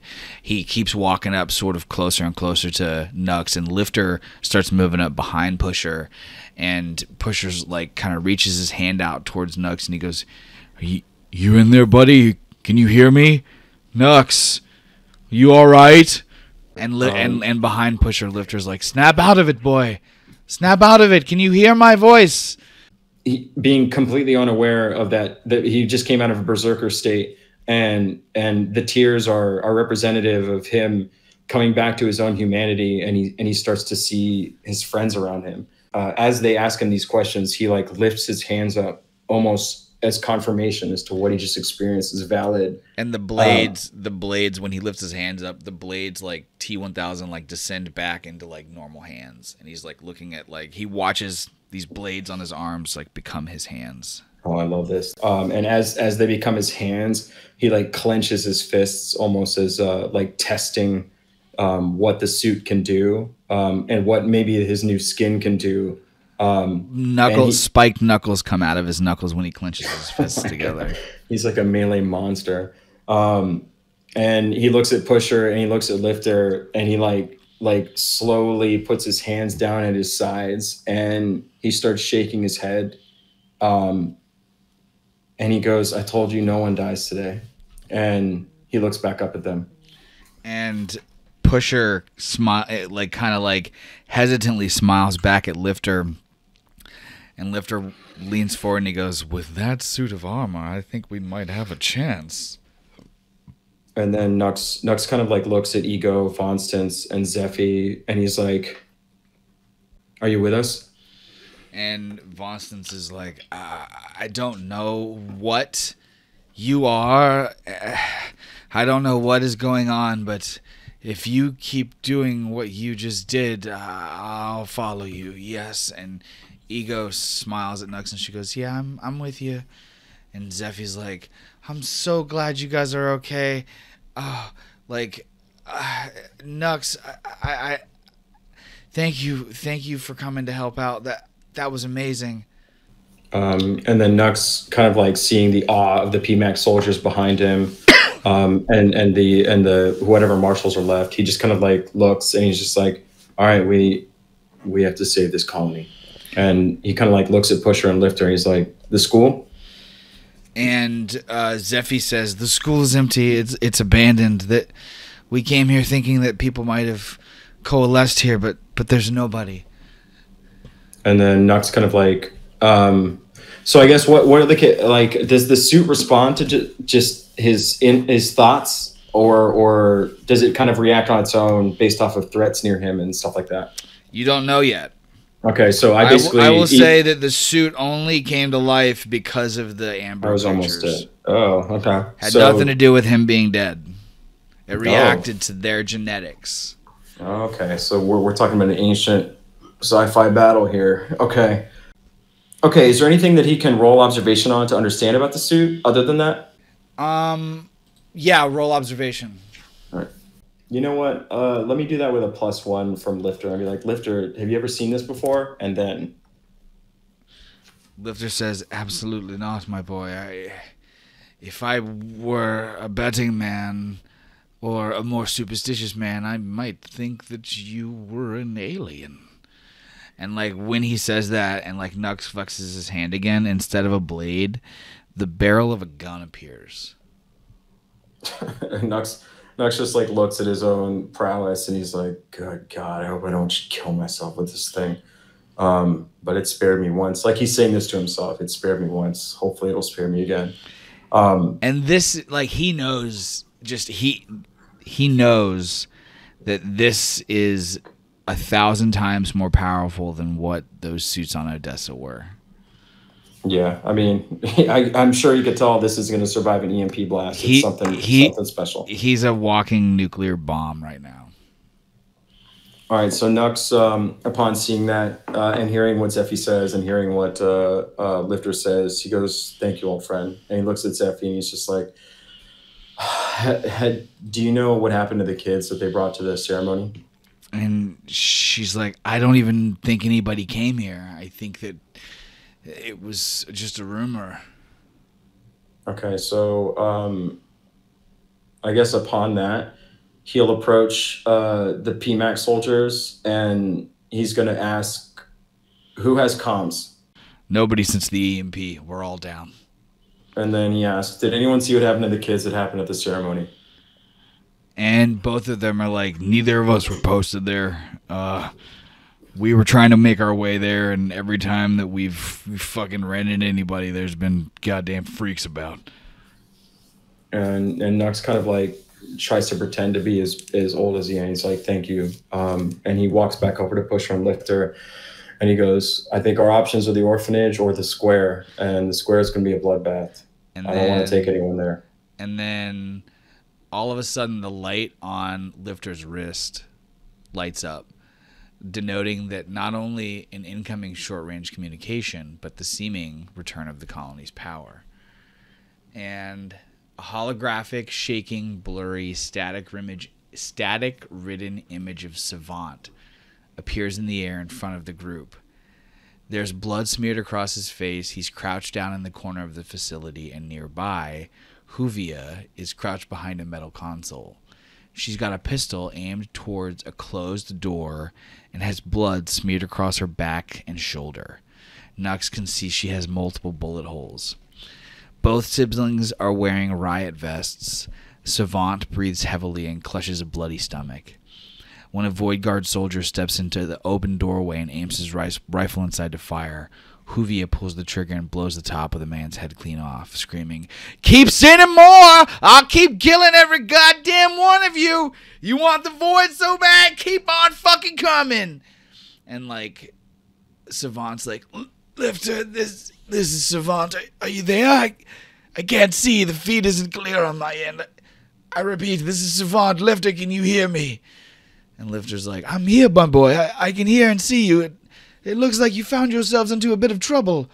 And a weak smile, Nux watches as a weak smile spreads across Savant's lips as he tries to chuckle and only ends up coughing in pain.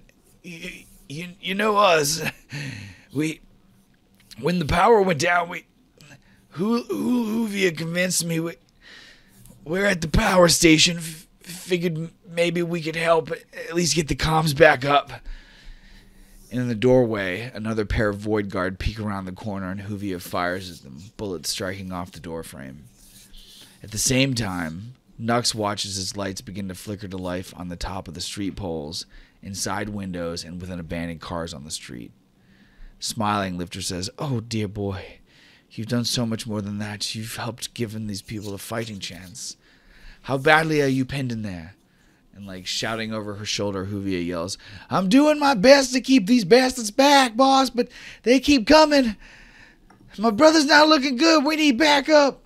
And when one of the Void Guard takes their chance to fire at her, Hoovia ducks and fires back, putting a round in the woman's neck. She drops to the ground, clutching at her throat as blood spills. And Lifter says, "Hold if you can. Dig in if you can and hold any of their rifles." And at that, another beding alerts on Lifter's digipad as a second incoming message comes in. And Lifter goes, "I'm sending people to you now." And he cuts the message with Savant and Hoovia off. Lifter projects the new message from Officer Sam Nee. The older Asian woman looks even worse off than Savant. She's got a black eye and blood runs down her face from a deep wound at her hairline. Her face is pale and covered in sweat. Lifter speaks first. Sam Nee, tell me you're okay, please." And struggling to clear her throat, Sam Nee says, I can't stand. I think my back might be broken." And Lifter looks over at Nux gravely as Sam Nee continues. "I've been trying to contact Nux. The garrison has fallen. The Voiders are inside. I'm barricaded in the science labs with 6 soldiers. The garrison commander, we have the old woman with us, the nun. Sif, he secured her here and with us as leverage. Lifter, they're coming for her. They're coming for us. I need your help." A grave sense of understanding settles across Lifter. Their voice drops as they turn to look at Nux. "We must split up. We can't help them both if we don't." How does Nux prioritize and split the group?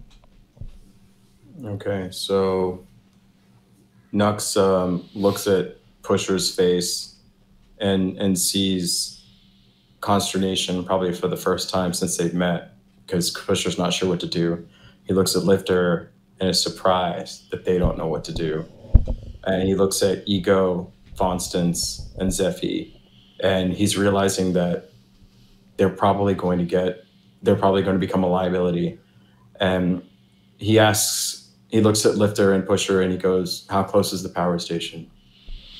And Lifter goes, "From here, roughly the same distance as the garrison, at 12 blocks east, 12 blocks west." And then he like in an unbidden sort of like sense of authority, he pulls over one of the PMAC soldiers, let's say the first time he walked over to ask if they had comms, that the commander talked to him. Is there a commander? No, these guys are just these are like lieutenants, yeah. Okay. So he calls over whoever is willing to come over, and what's this soldier's name? Does he ask him his name? Does he try to humanize?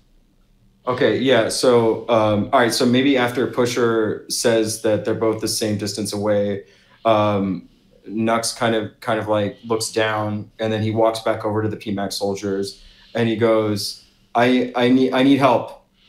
And they go, "What do you need?" And like they just watched him do all that crazy shit. So they're like, "What the fuck," right? So he goes, Your comms are up now. What are you hearing across the city? What's the path look like to the power station versus the path to the garrison? And he's like, we've been listening to it for the past couple minutes while y'all have been talking, and it's chaos. No one's talking to each other. Everyone's talking over each other. I think I might have heard something about some kind of gathering at the orphanage. And Lifter looks at Nux and he goes, well, if people are trying to gather at the orphanage, maybe the kids are there. Maybe our two groups meet up there when we're both done. All right, so yeah, after Lifter says that, Nux kind of like looks down at the ground and he's like nodding, and then he like looks at his suit and he like looks at Pusher and he looks at the kids and he goes, all right, here's what I'm thinking. This doesn't end until we take the void wraiths off the colony, and they're coming for Keeper Seif. And he looks at Lifter, he looks at Pusher, and he goes, listen, I can't keep Eli safe as long as he lives, and we have to make sure he dies today. And he like looks at Pusher, looks at Lifter, looks at the kids. I'm not sure how many of us are going to be here in the end, but listen, we've gotten here this far. And he's like starting to rally himself up. Look, I'm not going to get Eli back unless that void wraith is gone. Even if Eli's still alive, and let's be straight, if we don't take him out now, there's no chance for it. I want you there with me, but I don't want to risk it with you. And then he kind of like he looks up again and he goes, let's make sure. He's like, go get Savant and Huvia. They don't deserve this. None of us do. And then he looks at the kids and he's just like, you guys need to go protect the others. And he motions over to both of them, both groups, and he's like, I think you guys need to go to the orphanage. And he looks at Pusher and Lifter. He's like, I think you guys need to go protect Savant and Huvia. And Vonstance is like, I think we can get there. And she looks at Ego and Zephy, and she like checks the assault rifle thing, and she's like, it's only like 6 blocks from here to the orphanage. We can make it. The three of us. We're together again. And Ego is like, we've got it. And Zephy's like, together, right? And Vonstance is just like, together. And then she looks over at Nux and she goes, Nux, if we see Del, we'll tell him he's wrong about you. And like both Zephy and Ego like nod. Oh man, I actually got chills off that. Yeah, and then as she says that, like Nux kind of like, he has like this moment of like pang of regret of like the shit that he's done in the past. And if you see Del, tell him I'm sorry. That's good. Old rivalries went too far. And if you see Ramsey, let him know we have to be alive to get Catch back. And she, Vonstance nods and she goes, copy that. And then the three of them turn and head off to start making their way towards the orphanage. And when that happens, both of the all of the marshals go with them as well. Yes, 1, I was going to say, 4, 5, could you go with them? But I'm glad they had the instinct. All five of the marshals roll off with the 3 girls. Awesome. So they're all off. Pusher steps forward and he kind of goes, Nux, I don't know what that thing is you're wearing, but it saved your life and it saved our lives, and it's packing some crazy firepower. Just be careful with it, all right? You're still a kid, and I know you're tough and I know you're smart, but you don't know what that thing's capable of. And Lifter's like, yes, please, my boy. I really would like to see you alive when this is all over and done with. All right, so he starts taking steps back and he like puts his hand to his heart and he goes, yeah, I'll see you in a few hours, right? And that ship of theirs would make for some damn good scrap, wouldn't it? And Lifter goes, you might just be able to blow that thing up all by yourself with that damn suit. It's like, and just think of how much we're going to make afterwards. I'll see you soon. And then he takes off running. And he turns around and runs away. And then Lifter and them go off. And oh, damn, they got an escort too? Love it. Yep. Fucking Voltaire. Yeah. If I get a chance, I'm going to make his death so fucking brutal. Dude. Approaching the PMAC garrison, Nux is dazed at the sight of destruction. Sharp, painful memories of a time only 2 years before spill into the boy's mind. Once, there had only been a Gallup Marshal station here, before it had been bombarded from low atmosphere. Once, he and his uncle had met at the cafe next door 3 times a week to share how they were doing. Nux had been there with Ramsey when the Cranunculus had attacked. He'd watched here as Sabrina Fletcher had shot his uncle in the street. Only moments later, the roof of the cafe had collapsed on Ramsey, Ketch, and Nux. He could still feel the pain of revenge in that moment, how it had surged throughout his mind and heart, driving him forward at every step, following the fleeing Sabrina and Victor. He hadn't known at the time what that choice would lead to. But now, standing back here in the same place as his life had both ended and began, Nux feels what? Yeah, upon cresting the hill, I'd like to say that as he knows what he's about to see in the garrison, knowing that the last time he was here, he decided to stay away from it because it was overwhelming. He doesn't feel that sense of dread anymore. And instead, he feels this like overwhelming sense of purpose, because knowing that he came back to Tianjin to give these kids another life, knowing that he left Tianjin to make sure that vengeance was meted out for the violence that was perpetrated on his family in the colony, and now seeing the colony in the wreck that he is, he's definitely a well of emotion in all different ways. But he notices that every time he steps into a chaotic event, the nature of that chaos sort of gives him this sense of calm and purpose. And at this point, he knows he needs to end this assault as fast as possible. And knowing that Keeper Seif is in there, which was his original goal in the first place, he sees, like, as he's cresting this rubble, he sees the Gallup Marshal station before it was shot, and that sense of pride that he had, that his uncle was one of these people who kept the colony safe.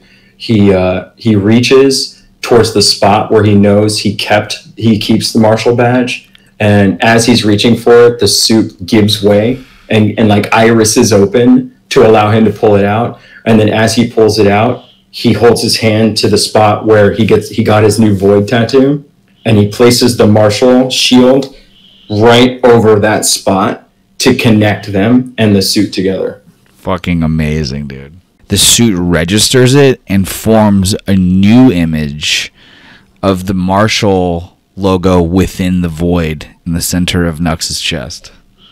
And he feels this shield, and he has this like overwhelming sense of pride, and he's realizing that everything is connected.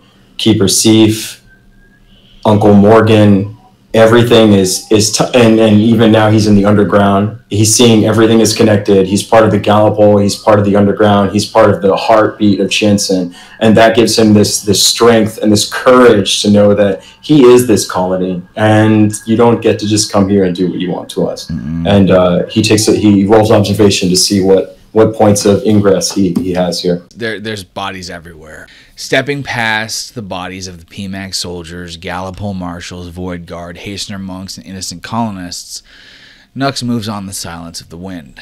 Gunfire emanates from within the garrison. Screams pour out from buildings around him on all sides, and in the distance, Nux sees a group of colonists 4 or 5 blocks down. 2 of them carry flamethrowers that produce long liquid streams of napalm fire that engulf half of an entire horde of oncoming Ambrose sapiens. The colonists are fighting back. Their bodies crisp, crumple, and fall to the ground before they can reach the colonists. Nux sees charred, twisted corpses of tiny Ambrose squids popping off the dead bodies like popcorn. The front doors of the garrison hang open. An ominous quiet permeates the interior of the building. As Nux approaches the garrison and he's walking over the massive gore that's happening, he's drawn to almost the reflective light that's like reflecting on his armor, and it's the flames that the colonists are showing. And it's like, when you say the colonists are fighting back, Nux is like, we're going to win. And as he steps into the garrison, he's like looking for, he's basically just following the trail of blood. And then he rounds the corner of, let's say, sandbags or whatever, and sees the first Ambrose sapien. It's eating this body on the ground in front of it, and like it's like hunched over, and the bladed tentacles dangling off of this thing's face are just like shredding this man's chest. Okay, so so then Nux upon seeing that and seeing that it's like in full feed, he walks up behind it and grabs it by the back of the head. Well before he can get close enough to do that.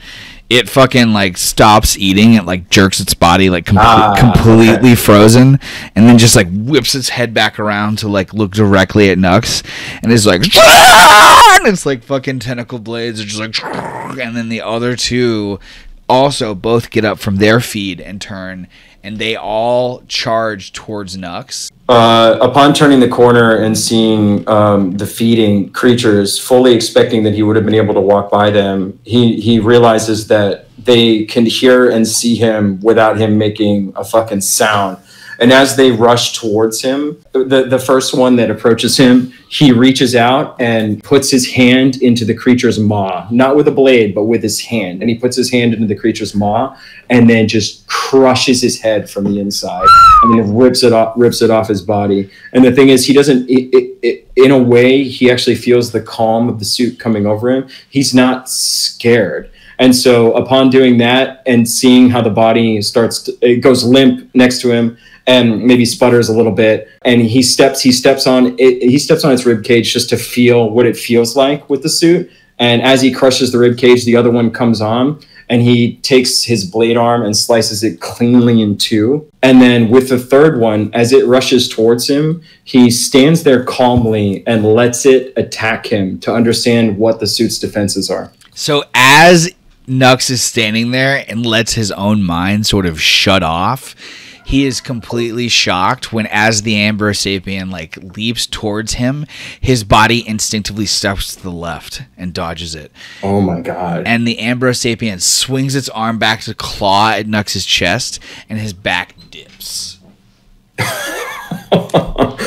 Wow. Okay, so Nux, upon seeing that, he just chuckles, and he's just like, what have you given me? And he's just like talking to his parents, and he pops the head of this one. Yeah, his hands were basically, he just does a thunderclap to the thing's head. And it's the top of its head just explodes out in the middle of Nux's hands, and he's like looking at his two hands now, just like grasping like bloody mush as the body drops to the ground at his feet. And then he's like looking at his hands and looking at the spot where the bangle like grew from, and he's just like, I have so much to learn, but thank you. And he moves into the quiet hangar. Upon stepping inside, Nux ventures into the old Gallipole Marshal Station that his Uncle Arthur used to work at before the building had been added onto and turned into a military garrison that it is now. Lights flicker above. There's blood all over the walls and floor. Corpses of marshals scattered across the ground, laying across desks and slumped against walls. From his vantage point at the top of the foyer stairs, Nux can see 4 Ambro goblins eating bodies, and 2 Ambrosapiens standing in place, dimly swaying as they stare at nothing. These guys evolved. They're looking good. Yeah, they did. Yeah, that looks right. Because, the tentacle mouths, and then they turns into... So these are the squids that grow up, right? Mm-hmm. Yep. This is the stage between squid and shark wolf. Got it. Yep, exactly. So if they're small enough that they can rip through stuff and move quickly, right? Yeah, and Nux knows that if he don't kill these fuckers, that's 2 mo shock wolves. So this first one right here, because it's a creature and not an Ambrosapien, immediately senses Nux. And while it's feeding, it turns, and it's just fucking tentacles like rage out of its like little goblin face, and it's just 2 levels of teeth inside of its mouth, all extend out like a goblin shark towards Nux as it screeches towards him, and he watches as all of these like taut little rippling muscles across its body all flex as it charges and leaps up immediately onto this fucking railing and is just right at him. And all the other ones instinctively turn without even knowing what's happening. They just follow the battle cry and start School of Fish, coming in. And this sapien kind of runs over here and comes over here. So it's about to just be a full-on. Let's roll initiative. So the first one leaps at Nux, immediately gets right up on him, and it's going to do a claw. It's got a bite, a claw, and a slash, so it's going to do an attack on the claw. Roll your armor. That's going to be a 10. Oh, wow. Yeah, his armor takes both of that, but does no damage. This second one uses its turn to leap up there, and it's there now too. This third one is here, and I'll say this fourth one is like here. So now it is Nux's turn. Nux, upon feeling the attack of the initial goblin, with his slow action, he just reaches and picks it up. And I mean, with his fast action, and he kind of like looks at it and is realizing how much he's leaning into the power of this suit. He knows this isn't the fight. Like, this isn't why he's here. And in a way, he feels like just the simple fact that he's defied death as much as he has is leading him to these bigger and bigger moments. And so that's kind of what he's doing right now. He, like, in picking up this Ambro goblin, like after it, let's say it just attacks him, and yeah, everyone else can move in position around him. But immediately after attacking him, he just kind of like reaches down in its failed attempt and like grabs it by the scruff of his neck and like lifts it to his face just so that he can see it like very clearly. And as he's looking at it, exactly. And as he's looking at it, and he goes, "You are not why I'm here." And he takes his right hand and puts it on its face and crushes it. Okay. Fucking let me do a close combat on that. Okay. Yeah, so he tries to squeeze and crush its face, but its natural skin is too strong, but his fingers dig in. Like, his fingers are, like, digging into this thing's face, and its, like, forehead and its cheeks, and he sees this, like, prismatic blood, like, leaking out down its fucking face. Okay, can we say that because I have a grip on it, that it's now a weapon? Absolutely. Okay, so all right, so that's my turn. Who's next? No. You get one more turn. Okay. Oh, that's right. You said I had. Well, you gave me 3 last time, but I guess it's 2 each time. Well, or are you saying that was on my fast action? That was, so you had 3 because that was his like his arrival. Yeah. Okay. All right. So he has 2 attacks normally. That's how fast this suit is. Okay, so I'd like to actually just jump onto the Ambrosapien that's below us. If that's possible, Nux vaults the rail and just tries to just like land on this Ambrosapien for the close combat. Yeah, so Nux leaps over the railing and like just collides. He lands on the Ambrosapien and knocks it down to the ground while the Ambro Goblin is like thrashing at his arm and his Nux's arm and torso with its like feet claws and its hand claws, and it's like trying to get out of Nux's grip as he's still just holding onto it tightly. Okay, and then was that fast and slow? Is that my turn, or do I have like a slow? All right, so with the slow, I'm gonna take the goblin and slam it in the Ambrosapien's face as hard as I can. Okay. Yeah, it rolled a 0 armor. Describe how you kill both of these things. Yeah, so like as he like stands there over the Ambrosapien, he has like this flashback of when he was attacking the security guards with Pusher, and he's just like, yeah, I'm gonna see him again. And he slams the Ambro Goblin into the Ambrosapien's face and squeezes with his hands to develop as much gore as he can. And as he's doing that, he's just pounding the goblin's body into the Sapien. Pieces of the Ambro Goblin's skull start like breaking off in Nux's palm, and then eventually like the whole front of the thing's face just rips off in his hands, and its body just like stays on the ground with the dead Ambrosapien, as now the other 3 Ambro Goblins have completely like surrounded Nux. So the first one is going for a bite. All right, so your armor blocks both of that. The second one then leaps onto Nux and tries to claw at his face. Well, that's good. I'm going to reach with a fast action. I'm going to turn a blade on and try and push it through this goblin's face. Okay. The one that's on me.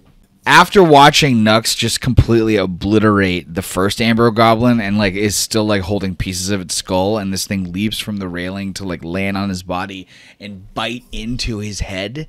Like literally, this thing has Nux's head in its mouth. Like its teeth are like digging in through the platinum to like cut holes in Nux's foreheads and cheeks and chin.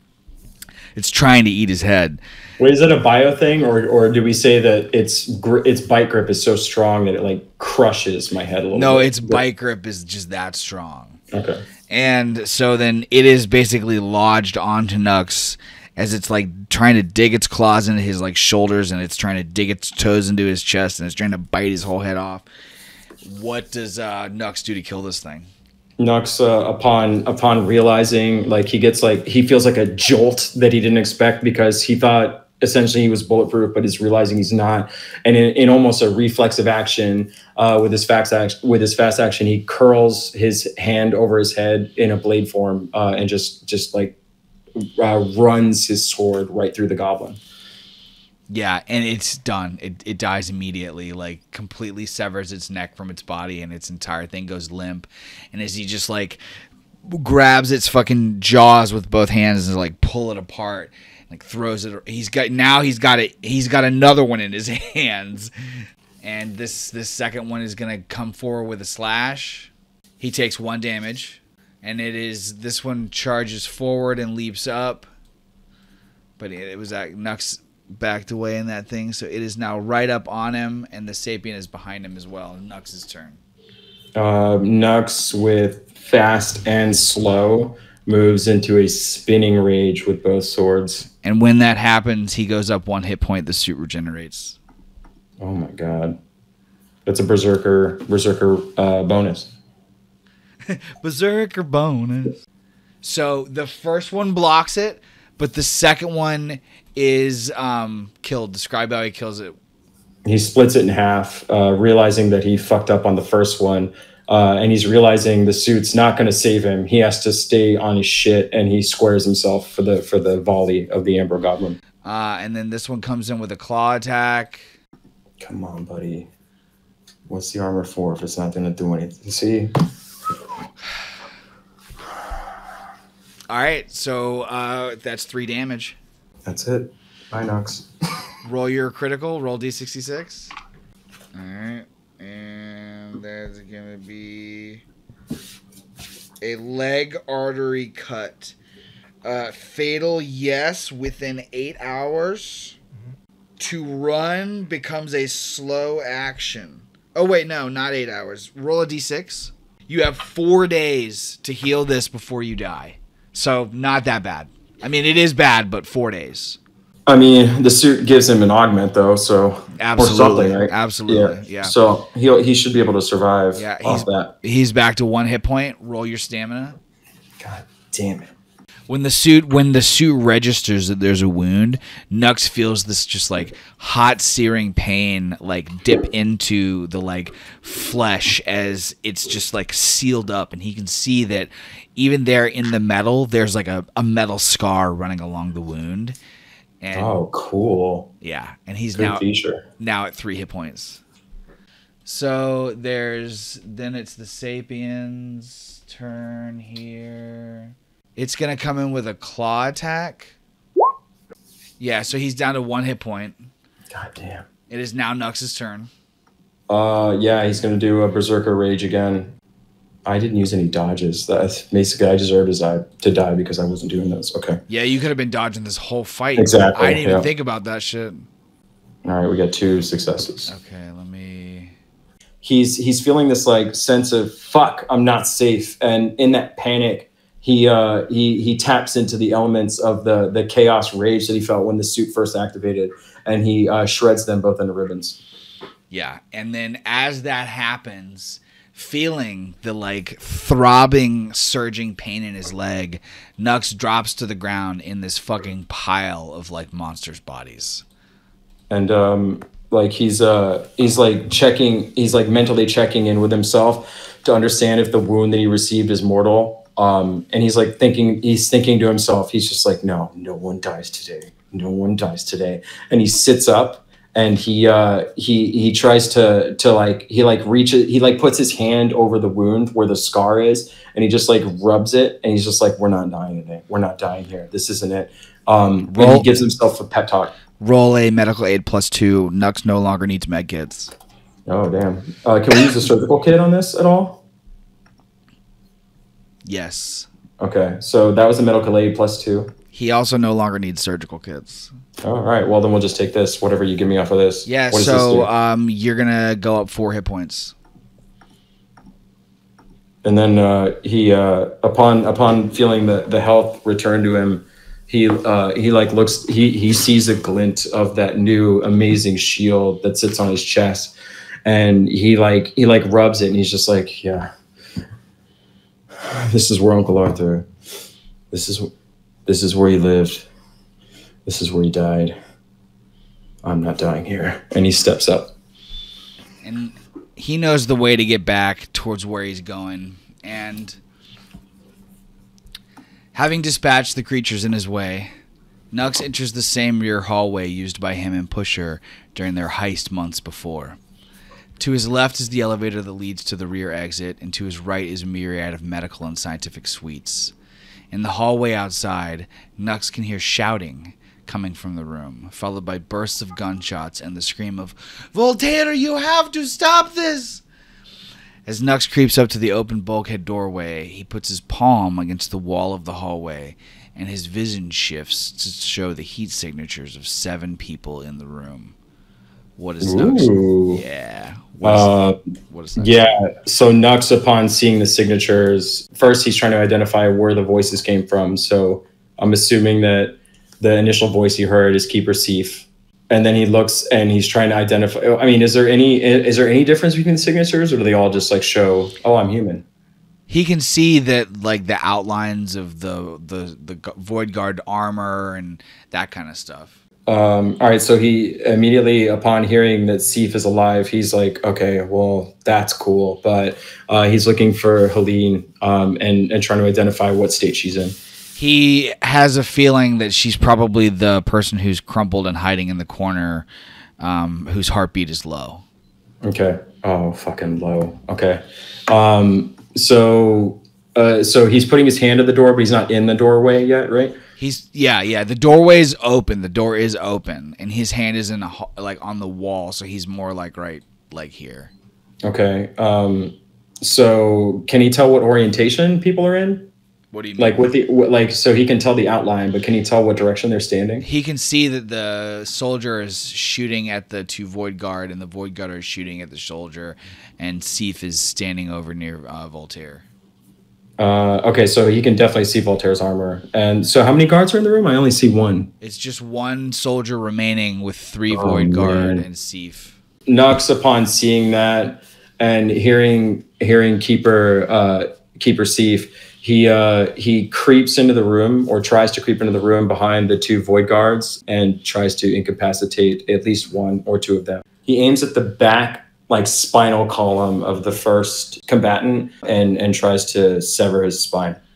Okay, very cool. Let me roll their armor. Jesus, dude. Oh, dude! Okay, let me roll his armor. Describe how Nux kills that guy.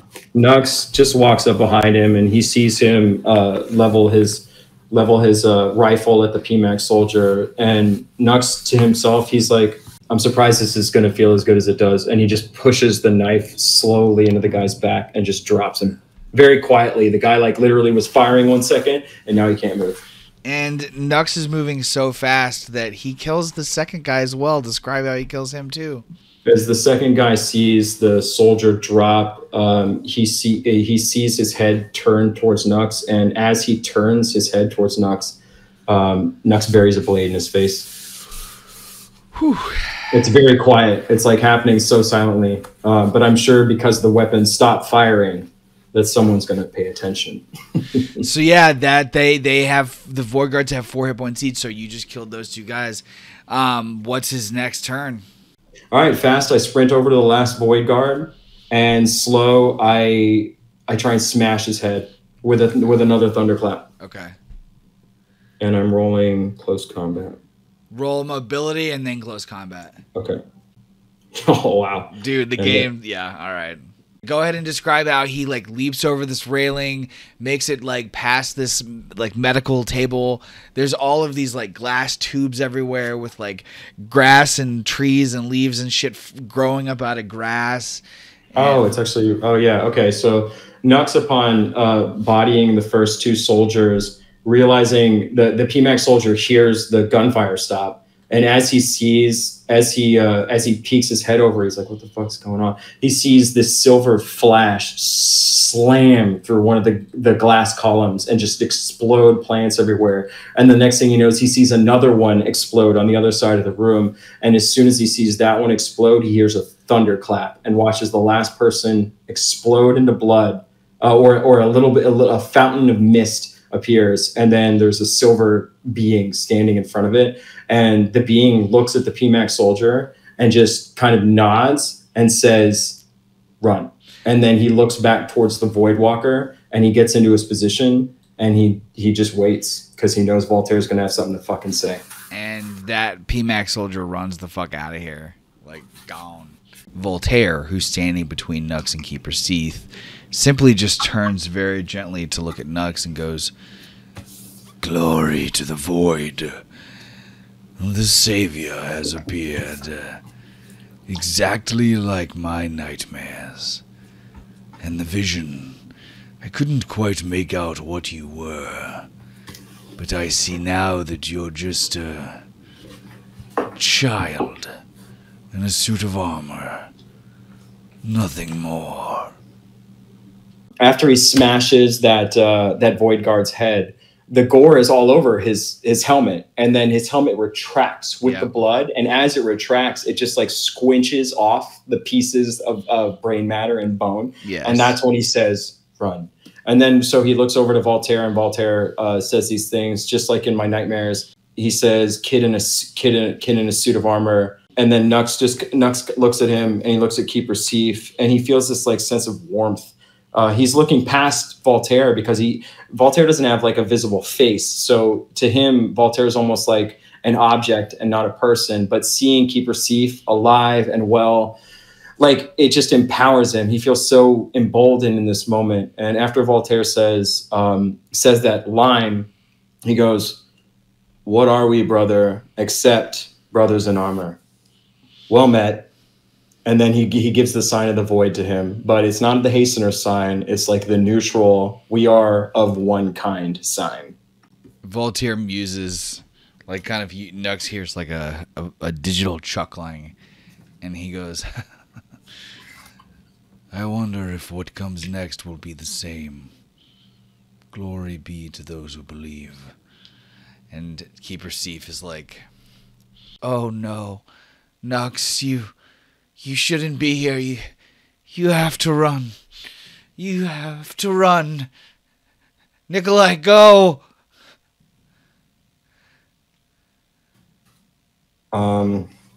So after Voltaire says what he does, what does he do? What does he physically do? He's just standing there staring at Nux. Okay, so he hasn't made a move to attack or anything like that. He's just standing between the two of you. That's all. Okay, so Nux extends both of his hands outwardly, in a sign of compassion. It's like an act of contrition. It's almost like a hug kind of gesture. He lays his hands to his side openly, and he kind of ignores what Keeper Seath says, and he looks towards Voltaire. And he goes, "We are all servants of entropy. Your quarrel is not with this colony. It is with me. I am the reason Keeper Seath sits behind those bars. You need not mete out your vengeance on this entire world for the sake of one person's action." Today is a day of action. Today is Judgment Day. And then he turns and he looks at Keeper Seath, and he goes, "Don't you see, Void Mortar? It's all happening exactly as I foresaw. I have been chosen by the darkness to deliver its word upon this universe." And without warning, Nux feels a heavy weight of sharp pain surge throughout his brain, crawling inward from the surface down into his memories, fears, emotions, hopes, and dreams. Agony rips through the boy as he screams and his vision blurs and shakes. Roll survival. Jesus. Oh, God. Oh, God, no. It takes all of Nux's effort to remain standing. He's paralyzed. His eyes are locked on Keeper Sif and the Void Wraith. And Sif is like, oh, no. Voltaire, he's one of us, didn't you hear? He knows the Void. This boy grew up in the orphanage. He's like you. He follows the belief of the Hasteners. I groomed him for you. He is your brother. Please don't kill him, please. And like walking over to Nux, Voltaire reaches out and grabs the boy by his hair. Like yanks him towards his fucking skulled, like red, metalled skull face. Only a foot away now, Nux stares into the hollow black eye sockets of the Void Wraith's mask. The pinpricks of glowing light pulse back at him. He's just frozen there, unable to move. Like he's trying to move his arms. He can feel the armor like resisting and like talking to his heart and his mind. Wow. Like, this guy is something else. And Voltaire's like, any voidling who stands in the way of my righteous path is no brother of mine. What is this he's wearing? What have you been getting up to in secret without my eyes to keep you in line? And Sif is like, Voltaire, please, you've lost yourself. You've taken our teachings too far, too literal. You've fallen from your path. And Voltaire turns and he like, don't speak to me of paths, old woman. You know nothing of the places I have seen. The knowledge I have obtained. And Sif's like, I tried to help you. I tried to guide and burn the pain from your soul. I tried to show you that everything ends. Not just in the physical realm, but the darkness within us. The pain that we carry, that we hold on to, that you let fester and live. Your hatred, Voltaire, you could let it die. You could be happy. You could find peace. And Voltaire just like lets go of Nux and like pushes him backwards. And the suit doesn't let him fall. He's still standing there, but he's still unable to move.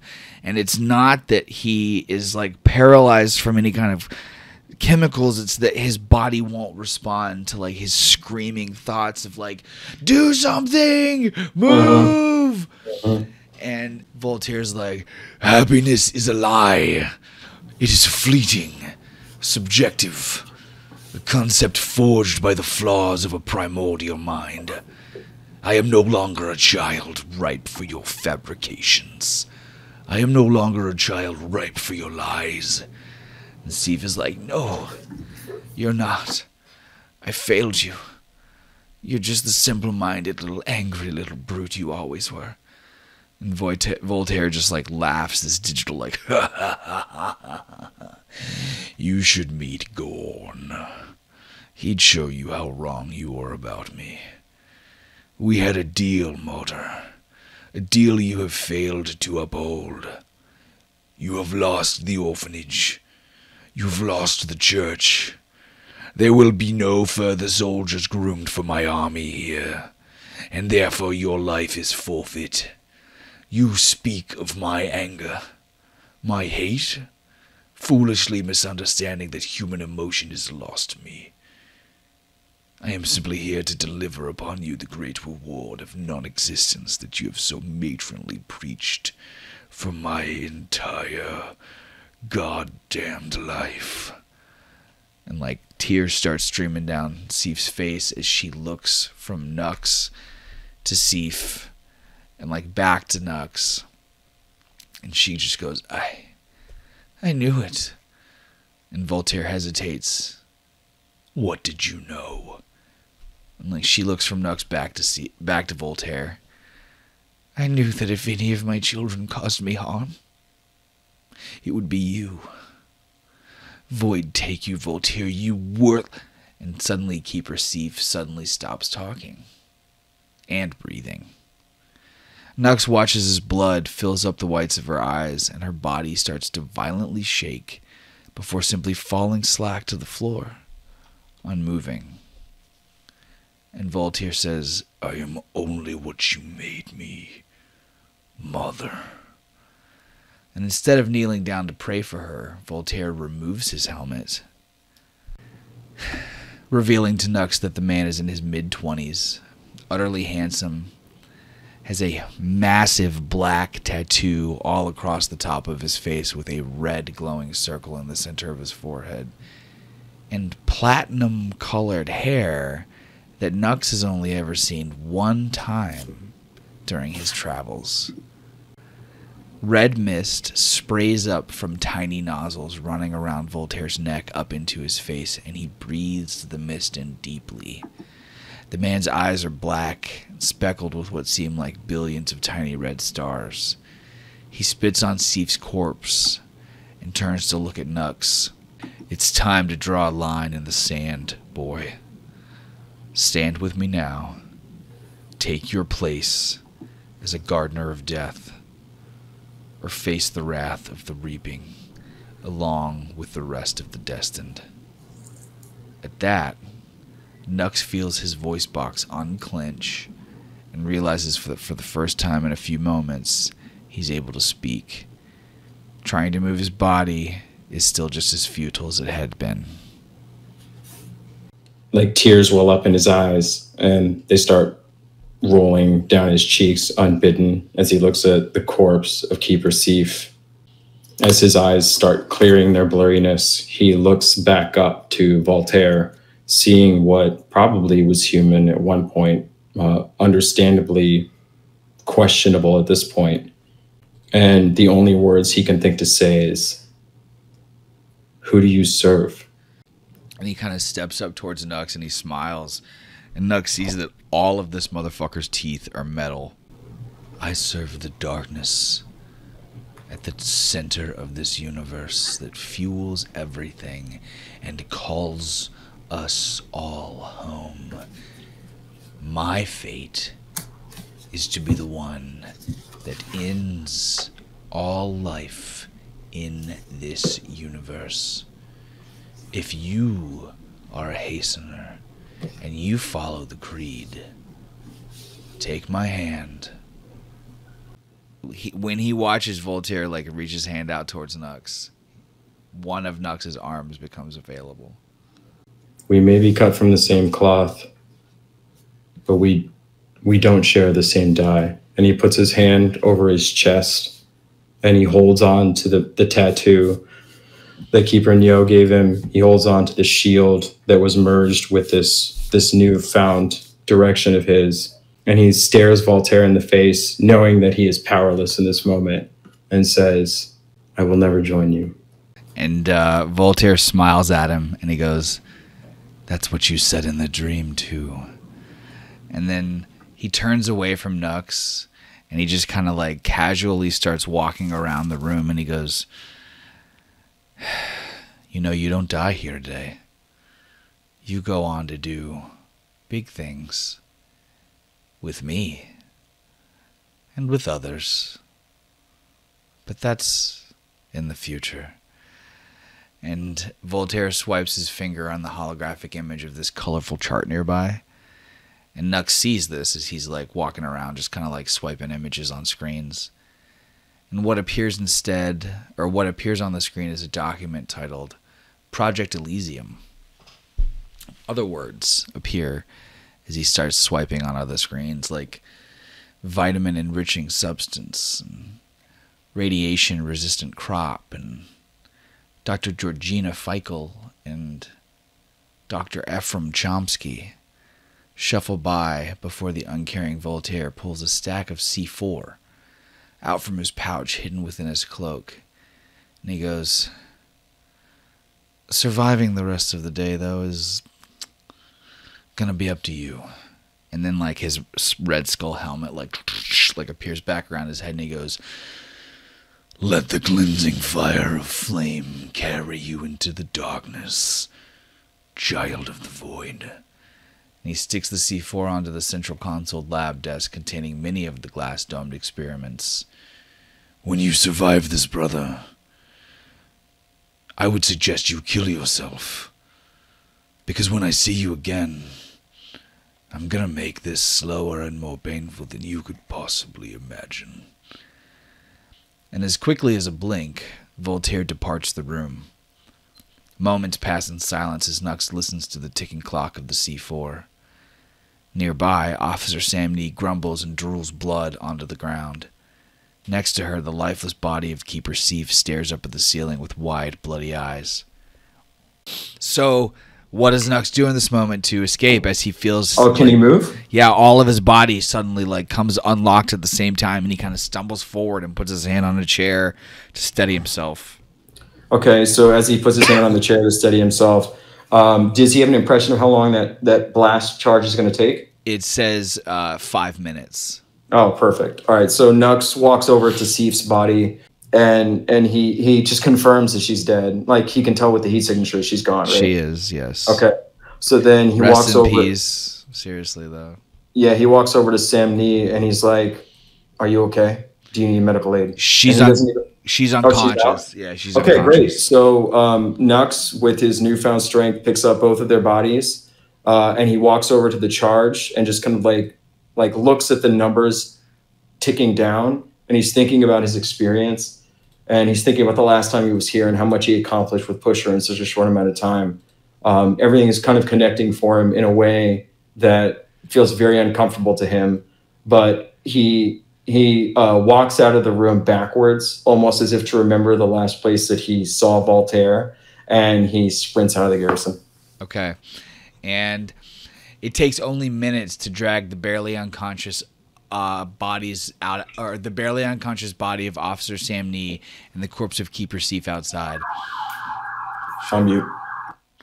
To Nux's great relief, no further Ambro monstrosities had found their way into the Marshal Station while he was dealing with his encounter with Voltaire.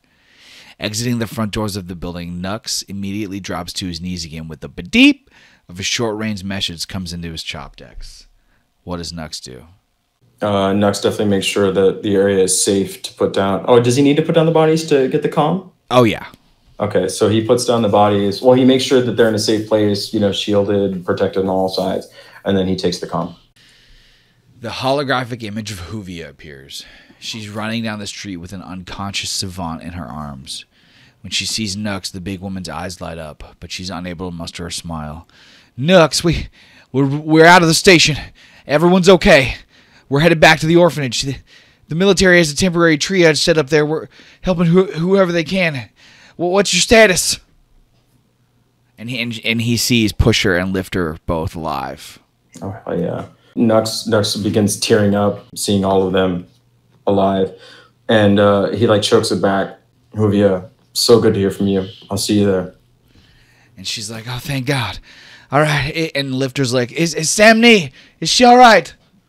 And then Nux looks at her, and he's like, the suit does gives him a sense that she's going to be okay. And he goes, she's going to make it. And he's like, good, wonderful. And then the call cuts off, and Nux is kind of just lost there in a moment of silence. Okay. The girls made it, or as far as I know, the girls made it to the orphanage. Lifter, Sam Nee, that's everybody. He's starting to count, everyone is. And then he sees down to the ground Seif's body. And yeah, and once he sees her body, he's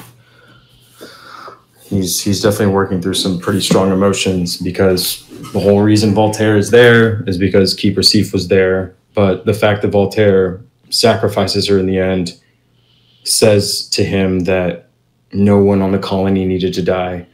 And he's working through the emotions of that and just feeling this abject fucking rage towards this fucking monster, knowing that he could do that to his own void mother, but knowing that the choices that he's making in his life are about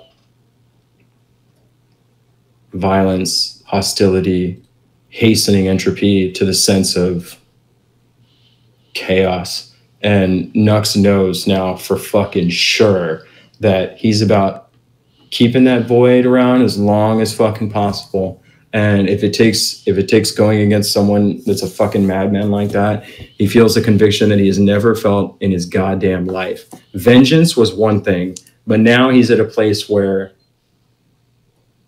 if this guy's going to be around, he knows there's only death. And in that sense, he's like, oh, I got these boys. I got all my friends. They need to stick around for as long as possible. And seeing Keeper Seif has given him far more resolve than he expected. And the trauma of her death is becoming his strength. And then the most unexpected but soothing, friendly, and familiar voice that Nux has heard all day speaks from his left. Nux, is that you? And when Nux turns his head to follow the voice, he sees 6-year-old Eli standing only 20 feet away in the doorway of the garrison's guard shack. Wow. The boy has fear in his eyes. Tears stream down his face, and he's shaking, but he's otherwise entirely unharmed. What does Nux say and or do? Nux, upon seeing Eli, can't even control himself. He starts breaking out into tears, and he runs over towards him. And Eli runs towards him and leaps up into Nux's arms to hug him tightly and shout, I'm so sorry, I didn't mean to go, I miss Edward and Eric. And then Nux like pats it, like he's like rubbing the back of his head, hugging him, like just maybe the suit kind of gave way to like give him like skin to skin kind of thing. And he's like hugging the boy, and he's just like, you don't have anything to apologize for. And he starts tearing up. And then another voice, recognizable to Nux, speaks up. This one, however, is one of the last that he was hoping to hear. I've fucking got you now. Don't fucking move. And stepping out from the guard shack behind Eli, Dell's new electrostatic gun is already raised directly at Nux. When Eli sees this, he starts crying louder in Nux's arms. Nux holds Eli, and he whispers to him, he's like, don't worry, this is going to be okay. And he puts Eli down, and I bet you Eli would just like hug his leg from behind. Oh, like yeah. Oh, yeah. Oh, yeah. Oh, yeah. So he does that. He actually doesn't even acknowledge Dell. He actually just looks down at Eli. And as he's looking at Eli, he says, Dell, I can't thank you enough for getting him through this. I owe you more than I can say. You just stay right there. You just stay right there. And then a third voice speaks up, and a chill runs down Nux's spine. Ramsey Shade, Nux's one-time best friend and current rival, walks around from the side of the guard shack carrying an assault rifle. Dell, eyes up. Don't get distracted. Hey, Nux. So they're both trained on him? They are. Yeah, he like hangs his head. And as he hangs his head, like his eyes are cast downwards. Like basically, as soon as Ramsey turns the corner, he knew it was him. And he put his eyes to the ground. Like he can't even meet Ramsey in the face. Fellas, it's been a long day. You need to know that the girls are okay. We went through a lot. They're stronger than I think you guys give them credit for. And he kind of looks up at Dell, and he looks up at Ramsey. And he kind of lingers on Ramsey. And he goes, I told you that if we weren't together, we wouldn't make it through this. And you guys both have a choice right now. And he's like looking at both of them. He looks at Eli, and then he starts looking at the parking lot. I mean, the full lot of bodies around them. And he goes, listen, everyone's back at the orphanage. They're all safe. The Gallipole knows that I saved a lot of them today. The PMAC knows I saved a lot of them today. If you boys try and mess with me now, you're going to have to deal with them. So let's go to the orphanage, and we can work it out there, because we're not going to survive out here. Roll your manipulation. And they look at each other, and Ramsey shrugs kind of at Dell and then turns to look back. Or he like shrugs at Dell, and Dell's like, dude, you can't be serious. And Ramsey looks back at Nux and he goes, we heard from the girls that they told us what you did and what happened, and you helped them out of trouble, and you saved them, and that without you they'd be dead. So thanks, buddy. And that's where we were headed. We were getting ready to take this little guy, and we were out here looking for stragglers. The girls said they made it to the orphanage. So Nux, the squids, they're the same ones from the video with Grimshaw. What's going on, man? How are you involved in this? Dell's like, you came here as a spy for Grimshaw. This is his holy war. He turned you into some kind of killer. Look, when I came to the colony, I thought I was here for one thing. I'm not sure what I'm involved in either. You see this? And he like motions to the suit, and the suit just starts. You can describe how the suit reacts. He It's lifts like his hand up, it's and like then what does it do? shimmering. It's like shimmering and shifting and moving all around Nux's body, like as if it's alive. And he's like, listen, I thought I was gonna die today, and this popped out of me. So listen, there's a lot of shit we have to figure out, but.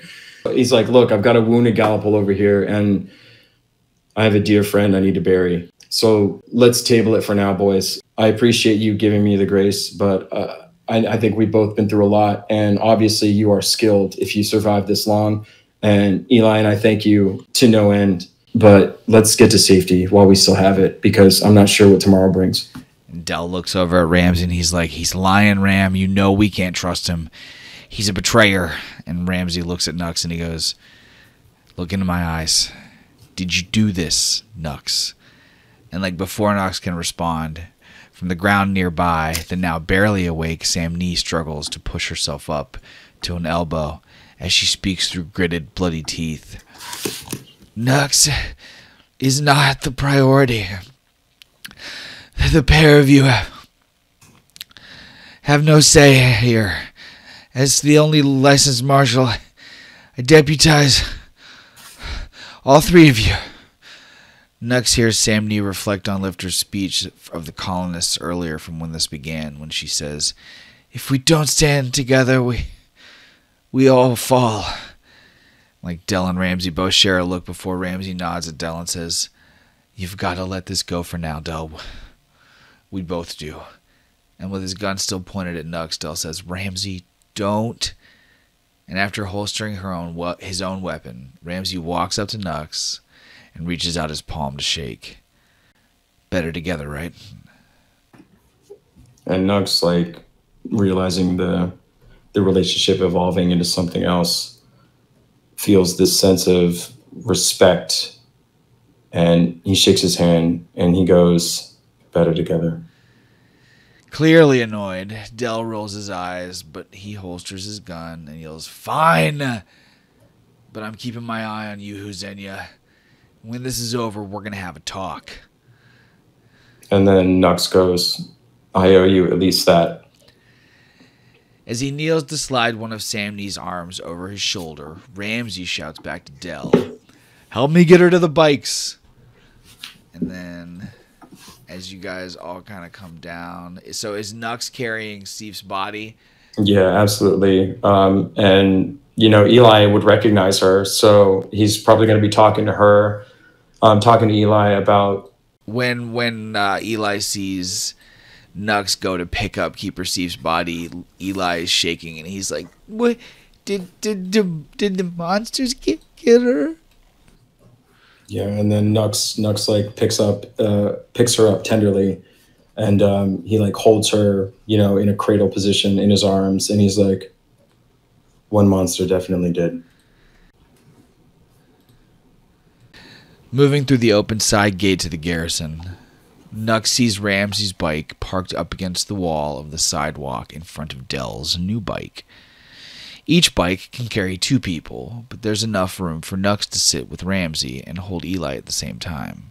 He gets her on the back of Dell's bike because it's got a wide body.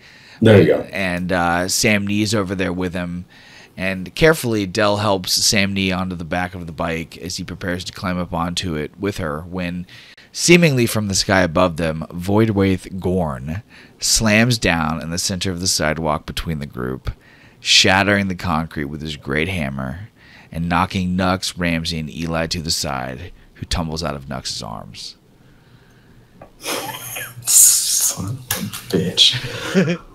So he slams, so he's not in initiative yet. He's just showing off, fucking piece of shit.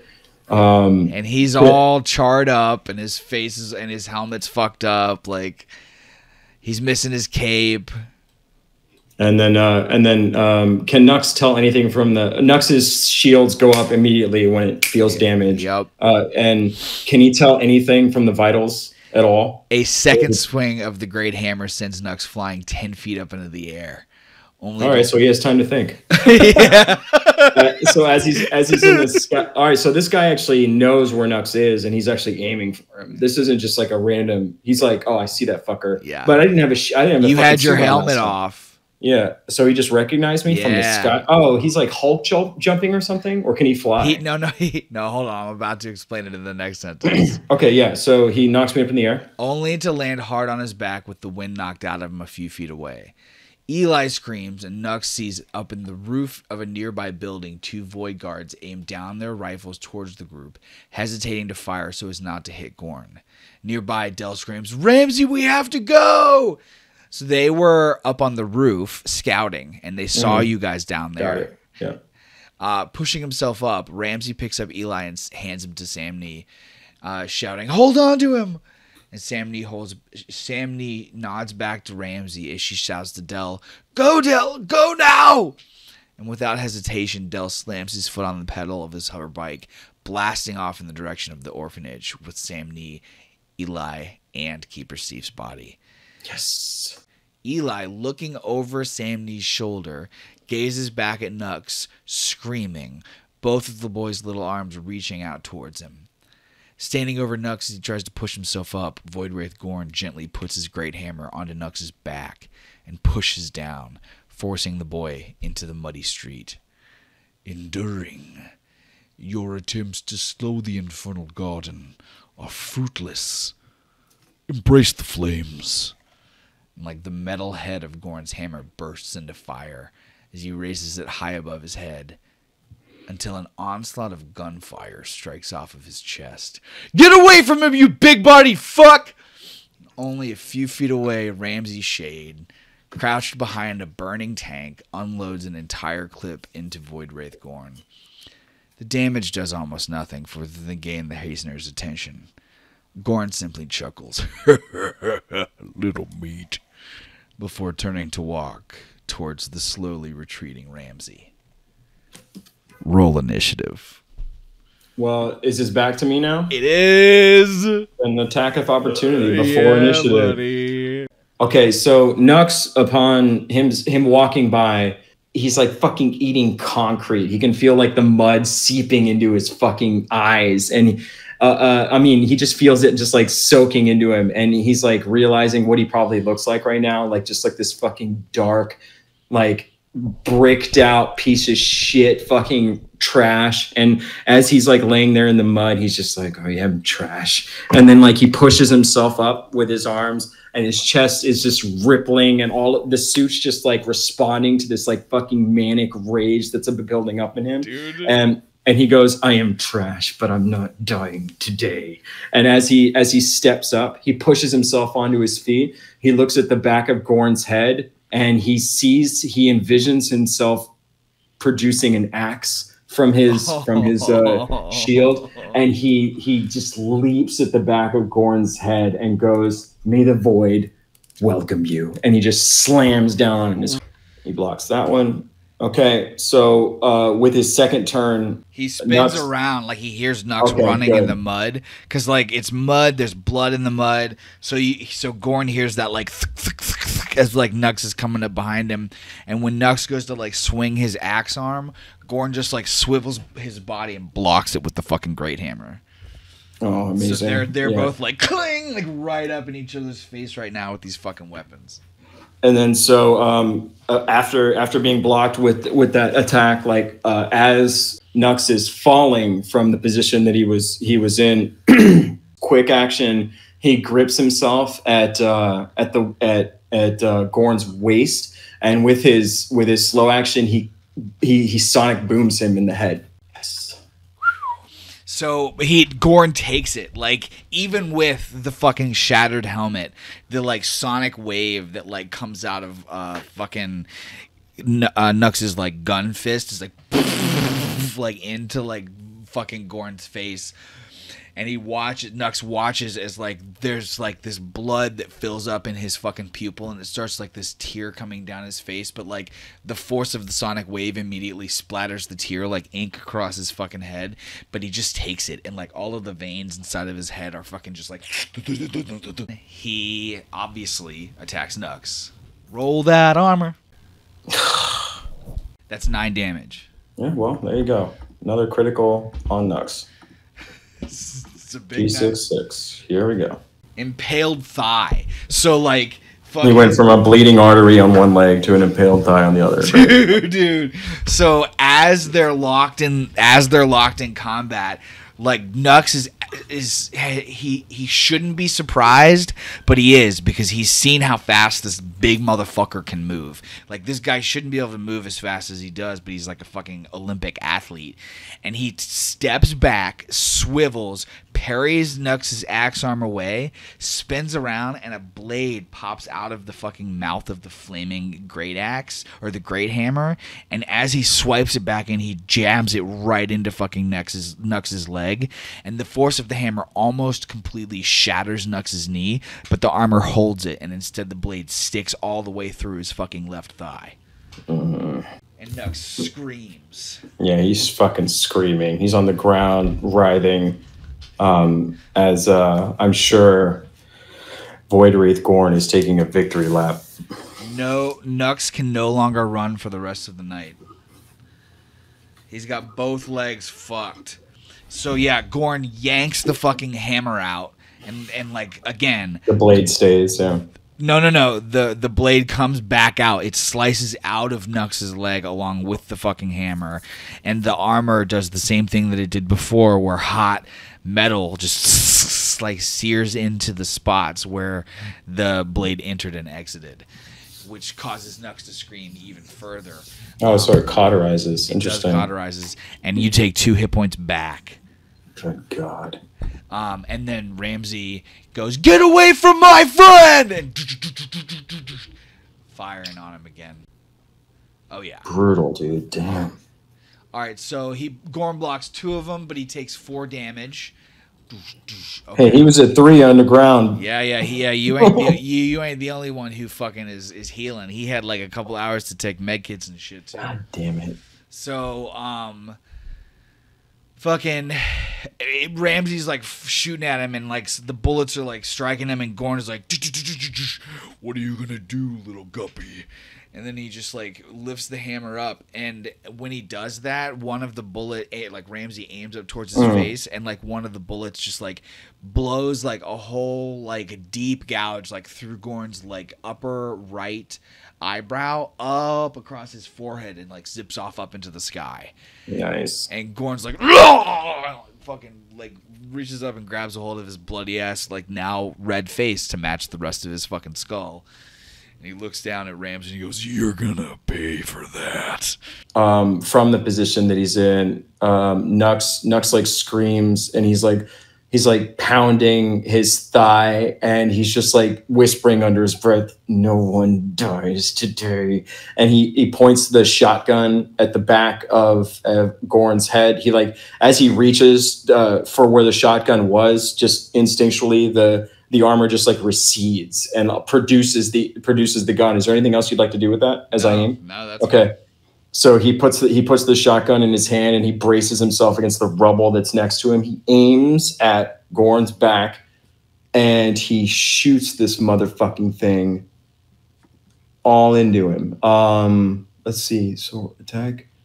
Are there any bonuses? All right, just 2. Okay, here we go. Come on, Nux. God damn it. Dude, okay, so it is now, and when he feels the shotgun blast into his back, he like swivels back around and he goes, "You're not dead yet?"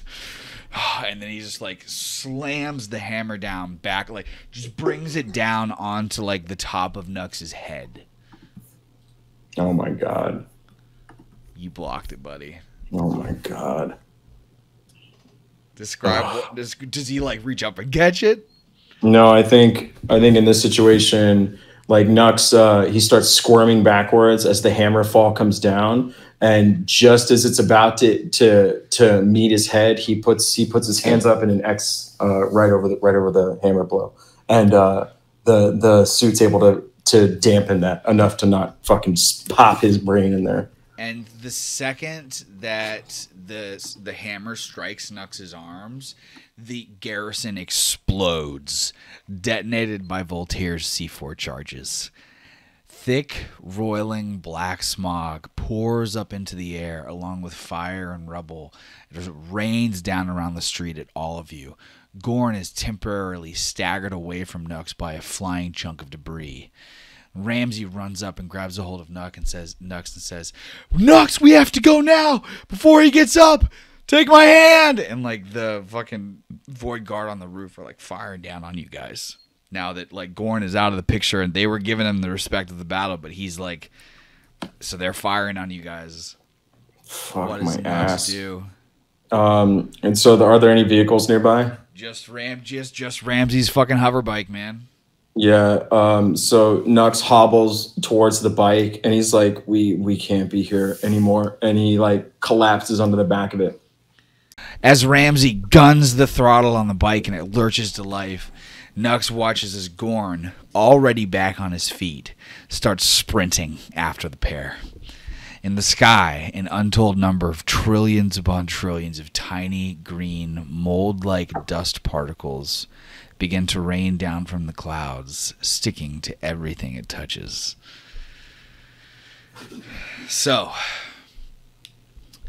Ramsey's bike barely makes it to the orphanage, dying only a block away. The once towering, beautifully designed and intricate architecture of the building now lies destroyed and scattered as rubble. The streets around the orphanage are quiet, and all the buildings erected by the Hastener monks stand empty. Bodies of monks, keepers, children, colonists, marshals, soldiers, and Ambrosapians lie scattered all across the ground. It's clear that the battle here was vicious. Approaching now, Nux's stomach thinks as the brief thought of the colony's current death toll rises in his mind. Pushing the thought away is something he can't deal with right now. Nux follows Ramsey through the empty front gates of the grand front garden of the orphanage of the Divine Void. In one of the darkest moments of his life, he feels multiple weights lift from his shoulders upon seeing Pusher, Lifter, Savant, Huvia, Ego, Vonstance, and Zephy, along with Dell and Eli and Sam Nee. Every single person made it here. As Ramsey's pulling up, Nux is seeing the colony fucking just in fucking tatters. And he's like thinking in his head, holy shit, I hope everyone made it. And then as they pull up to the orphanage, he's in kind of a state of shock. But what I would say is now that I understand what the suit's capabilities are, he's feeling this like strength and a renewed vigor. And as Ramsey's like approaching the orphanage, he almost feels like approaching the orphanage is what's giving him his vitality back. And then as Ramsey pulls the bike up and he sees everyone's alive, he's just like, oh my God, everyone made it. And he's like saying that to himself. And then he pops himself off the bike and he's just so grateful that every single person that he wanted to make it has made it. But he turns back and he's just like, where's Keeper Sif? He can see that she's like laying nearby on the ground on a mat. And like at one point the military had been setting up triage here. But it's clear that when the Hazeners descended on this place, shit went dark. Yeah. They put that to an end quickly. Okay. Everywhere Nux looks, he sees wounded people laying on cots who have been shot and stabbed in their resting places. Damn. The bodies of dead guards lay all over the dead colonists that they were trying to protect. Approaching the group of survivors, Nux sees the bloodied, pale keeper, Nyo, laying on her back. Keepers Park and Vale kneel next to her. Neither of the women are unharmed. One thing Nux doesn't see anywhere is children. And when Keeper Nyo sees Nux walking up towards him, she says, Voltaire took the children to the ship. Nux, they're gonna leave with them. They're gonna take them and they're gonna turn them into monsters. Nux, he leans to her side and he puts his helmet suit on to understand how grave her injuries are before even speaking. Roll a comtech. So he sees that she has several broken bones and like her hip is shattered, but that like given proper medical treatment and time, she could survive.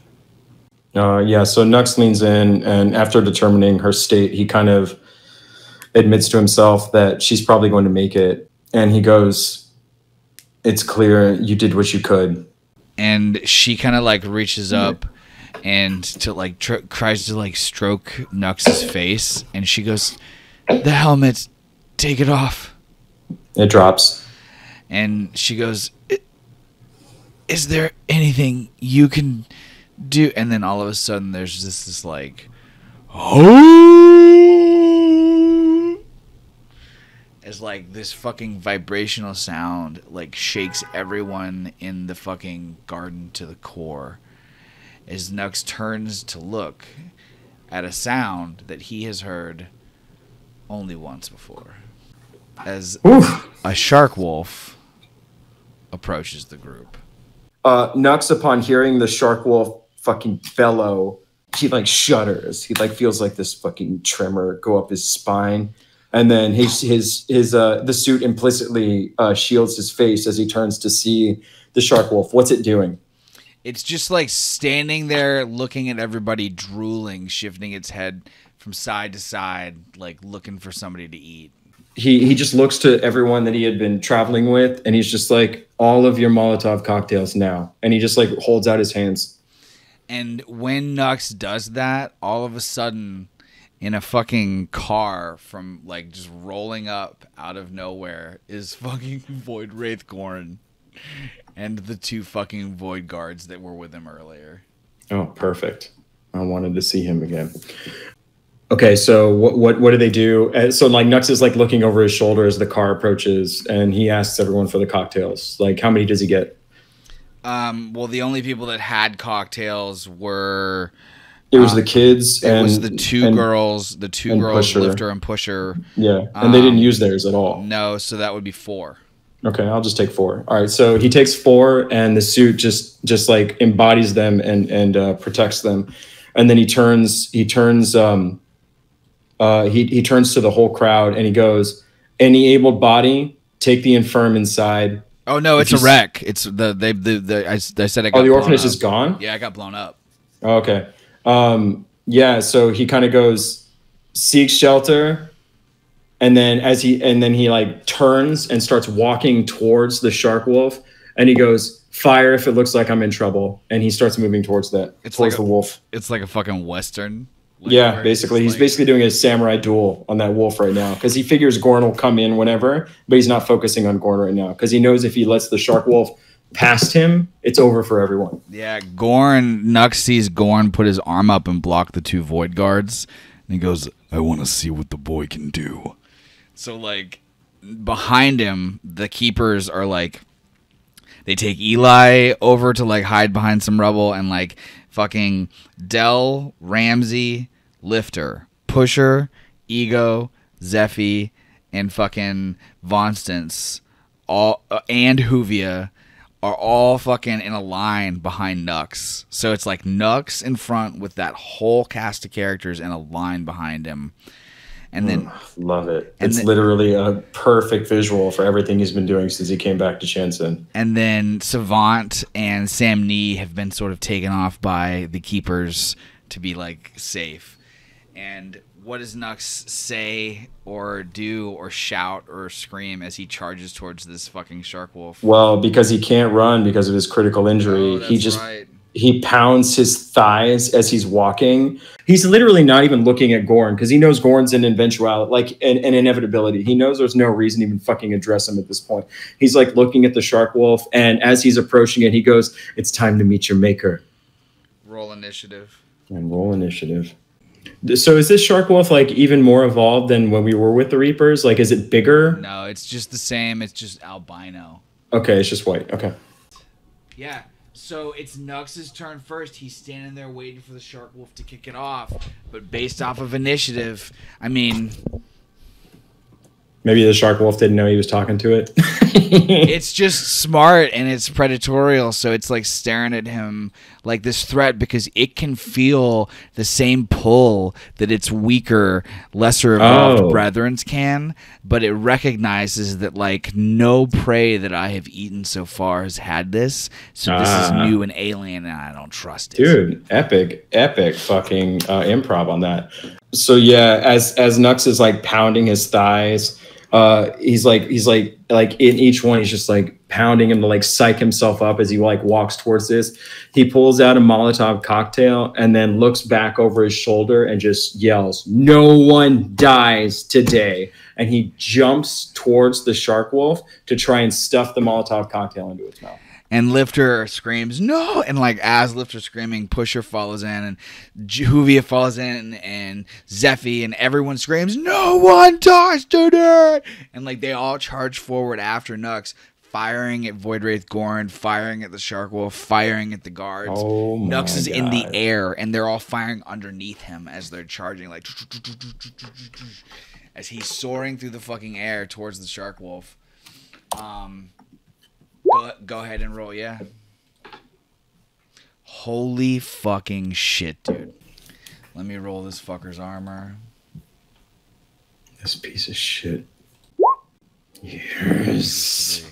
All right. So Nux does some damage. Describe how he comes down on this thing. He doesn't kill it, but he does hurt it. Yeah, he comes down on it, and once it realizes he's a threat, it starts gnashing at him. It leaps up towards him, and Nux buries the Molotov cocktail in his jaw, but it doesn't go into his throat, and it just crunches it and injures itself as they both release from the explosion. And as it bites down on the Molotov cocktail, fire explodes out of its mouth and like licks up Nux's gold or platinum arm, and he like shakes it off, and it flies into the air. And like as that happens, the two sort of like grapple and like tumble away as the like camera pans to the rest of the group charging towards Gorn and his Void Guard. And who do you want? I'll just give you. We've got 1, 2, 3, 4, 5, 6. Wait, yeah, 1, 2, 3, 4, 5, 6, 7 characters you've already got a hold of. Oh, Lifter's not on the fucking initiative. You can just add him, so that's 8. The order of this group, this side group, is the Void Guard attacks first, then Vonstance, then Ego, then Ramsey, then Gorn, then Dell, then Juvia, then Pusher, then Lifter, then Zephy. Okay, so Nux just did the explosion, and they're all charging towards Gorn. Who has the first attack? The Void Guard is going to fire on Lifter and Pusher. Okay. This is where the rubber meets the road. This is where the rubber flies off the car. All right, so the first Void Guard does actually strike Lifter, doing 2 damage, and he is down to 1 hit point. Yep. And he goes down. And no, he's not down. But no, he's not down. He's not down, but he like definitely takes bullets. And Pusher, however, is moving forward. It's now Vonstance's turn. So yes, you want to do Vonstance? Vonstance is super tactical. So knowing all the misses that she had earlier, she's going to stop the charge and aim at whichever person's closer. Is it Gorn or the guards? Are the guards ahead of Gorn? The guards are lined up next to Gorn. Gorn hasn't started his charge yet. Okay, so you have access to Vonstance's control. Oh yeah, don't worry about that. I would say let's roll for attack on Gorn with that. She's like this motherfucker, and she fires her AK. She has seen him before. Mm-hmm. All right, so she fires her AK at Gorn. Let's get that armor, and this is what draws Gorn into the fight. Yes. Vonstance kicking it off, yeah. So Vonstance steps up, aims, lights that fire on fucking Gorn, and he's like, "Purge them all!" And like he starts his fucking charge, like coming in. It's now Ego's turn. Ego has also seen this motherfucker, so instead of fucking aiming at the Void Guard, she's also gonna fire. Agreed. Gorn. Yes. I would say with Ramsey, with his fast action, he starts creating a flanking maneuver, and he's starting to move towards Gorn's side. So that's his fast action. Instead of aiming, he fires. Yes. Oh my god, 246. Gorn is down. Describe how Ramsey kills him. Ramsey, just recognizing the violence that Gorn meted out against Nux before, he breaks away from the main charge, knowing that Gorn is a fucking wrecking ball if he can get close to people. As he's sprinting out to the right, he sees Nux fall from the sky with the shark wolf, and seeing his friend not quite sure what state he's in gives him this sense of rage, and he sprints to the side of Gorn. He starts firing, and the first shot hits his chest armor and bounce off. Second shot pings off of his faceplate, and then he fucking hones it in 3, 4, 5, go into the open part of his faceplate, and he watches as the bullets shred through the back of his armor. And when the clip falls out of the gun from like finishing it, Ramsey kneels down, rips the hammer out of fucking Gorn's loose. Oh shit! Hands, he got up to him. Damn. Raises it up above his head and just starts crushing the big man's fucking skull and chest plate in, and screaming at the top of his lungs, letting loose years of pent up frustration and aggression and pain and anger and the loss of his parents and the loss of his family and the loss of Nux and the loss of his eye and the loss of Ketch and everything that's happened since, just meeting out into this mush of this fucking huge monstrous beast before him. Oh my god, Ramsey. And holy shit. You should definitely give everyone on the fucking battlefield a +1 to something, because that's incredible. That's a kid. If Ramsey had not killed him, it would have been Gorn's turn. All right, who's next? Del. Oh my god. All right, dude, we gotta fuck with this though. So Del watching Ramsey, let's work with that, man. Go for it. Yeah, so Del watching Ramsey just fucking hammer this guy into pace is suddenly like questioning his stance at the head of the Gallipole. But in this moment where he sees the violence meted out and the threat to the colony, he aims his gun at the nearest Void Guard and he screams. Instead of firing, he screams, "Stand down or die like him." And the Void Guard do nothing. They just like turn their guns and start firing at them. Like, okay, yeah. So on their turn, they'll fire. Okay, who's next? Juvia's turn, and Juvia ain't taking no shit. Yeah, is she all melee, or what's her weapon situation? Oh no. Juvia has a fucking grenade launcher or something. Pistol. Oh, she's all fists until it comes down to okay. All right, so she aims and fires at the nearest. Misses. Which means it is now Pusher's turn. Come on, my man. And Pusher steps forward, and he looks over at Nux, who has just like fucking hurt this fucking shark wolf. And Pusher goes, "Time to turn up the heat." And he just fucking presses the fucking flamethrower and lights. He blasts the flame towards the shark wolf to try to get it away from Nux, but it fucking leaps out of the way of the fire and completely dodges it. That flamethrower is like the cursed shotgun. It really is, dude. It really is. It is now Lifter's turn, and you got his sheet. Yeah, so with Lifter, he's going to seek cover. Oh, shit. He has 0 med. Fuck. All right, he's aiming and firing at one of the Void Guards. Fuck yeah, dude. With AK-47. He's aiming, so +2. He pushes. Okay. And fails twice. Fucking all right. I mean, he's trying. Zephy fucking blasts. Zephy comes in hot. He deflects one. She kills one of the Void Guards. Nice, Zephy. He goes down, and then now we slide back around to Nux fighting the Shark Wolf.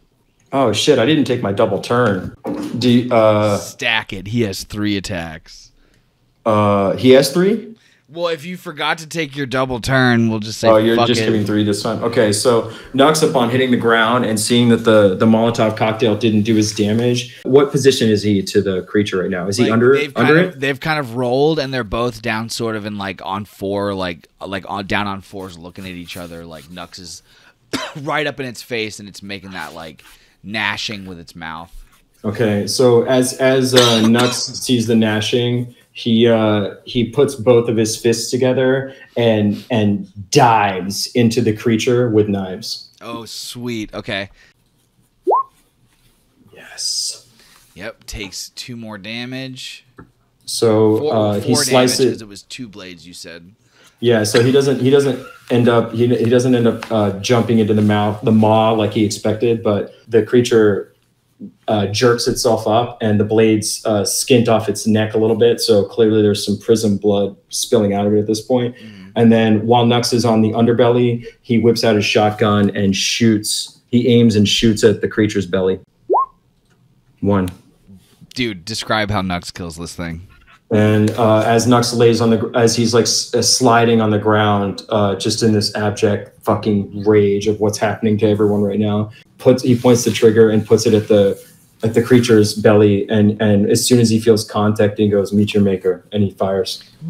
And Nux watches as its entire fucking head just completely fucking blows off, as this like fucking sonic wave of fucking just like invisible force just blows up through the creature's jaw and like completely just evaporates its fucking brain. Acceptable. Nux, after sliding under this creature and witnessing the gore that is shining all over his gear, he picks himself up and he picks himself up and takes stock of what's happening around him, and he sees there's one void wraith standing, and he starts walking towards him. And as he's sorry, go finish that sentence again. I was just saying, walking towards him calmly, and he pulls out, he shows a sword in one of his arms. And the void wraith drops his gun to the ground, drops to his knees, puts his arms out to the side, looks up to the sky, and says, "Voltaire will burn you alive." Nux walks up to the void guard. He rips off his mask. He goes, "Not before we crush all of you." And he just smashes his head. Fuck yeah. And as the dust settles in the courtyard, Nux hears the weak, broken voice of Keeper Nyo speak back up to say, "Children, Nux, you have to save the children." And unable to finish, he passes out from the pain. And like sliding up next to Nux, Eli comes running up to hold his hand. And when Nux looks down at the 6-year-old, Eli says, "You have to save him, Nux. You came for me. You found me. You have to help Eddie and Eric. They don't even like this stupid church." And like furiously and likely to never follow a religion again, Eli kicks a nearby small piece of rubble away and says, "I miss my brothers." And Hoovy is like, How can we even help them, though? That ship is huge." And Savant, who's like laying there just like with broken ribs, all sorts of fucked up, goes, He just has to stall it from leaving. The military will be here in a week or two. As long as that ship doesn't leave the colony, those freaks won't get away with this."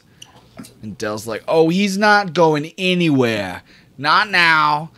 And Von Stintz goes, "Dell, enough. He's not the bad guy here." And Dell turns and looks at her and he goes, "You heard this guy." And he's like pointing at Savant and he goes, "Sorry, I don't know your name, but he's right. This chaos isn't going to last forever. The PMAC will retake control. And when they do, law and order is going to come with it. And when it does, Nikolai Huzinya will face his crimes." And for the second time tonight, Ramsey has stepped between Dell and Nux. And he looks at Dell and he says, "I don't know who you're talking about, Dell. Nikolai Huzinya is dead. He has a gravestone in the plot next to his uncle in Clark's cemetery. The only person I see here is someone named Nux." And every other character fills in, blocking Nux from Ramsey.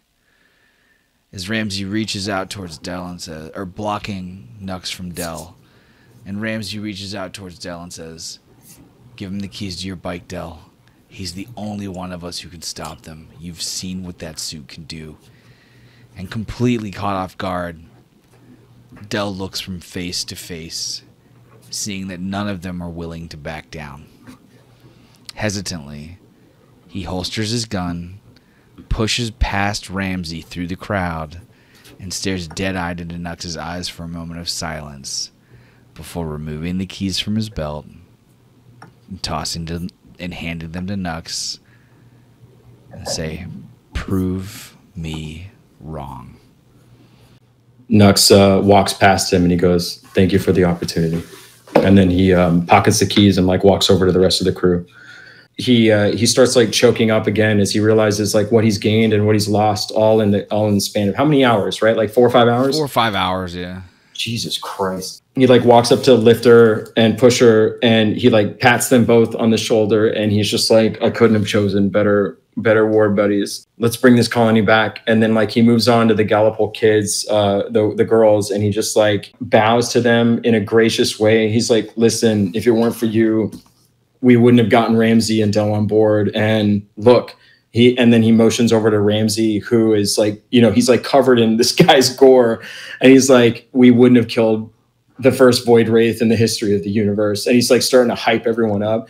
And then he walks over to Huvia and he's like, "Savant's going to fucking make it because of you." And then like he like looks down at Savant. He's like, "And we're going to stop the Void Wraith because of you." And then he like moves over to Ramsey and he just like, hugs him close and he's just like, "And we're going to get Cash back because of you." And then he kind of like looks over to the spaceship that's like over the horizon, like floating in the desolate air.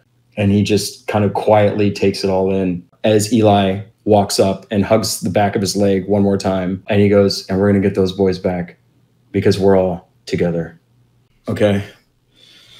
I have another big red fucker to take care of. And then as he hops on the bike, he's like, "Ramsey, I think you should take that trophy because you just became a hero of Jensen." And he like motions over to the hammer and he picks it up and he kind of like holds it out to Ramsey. Ramsey takes it and he looks at Nux and he goes, "Don't let that ship leave this colony."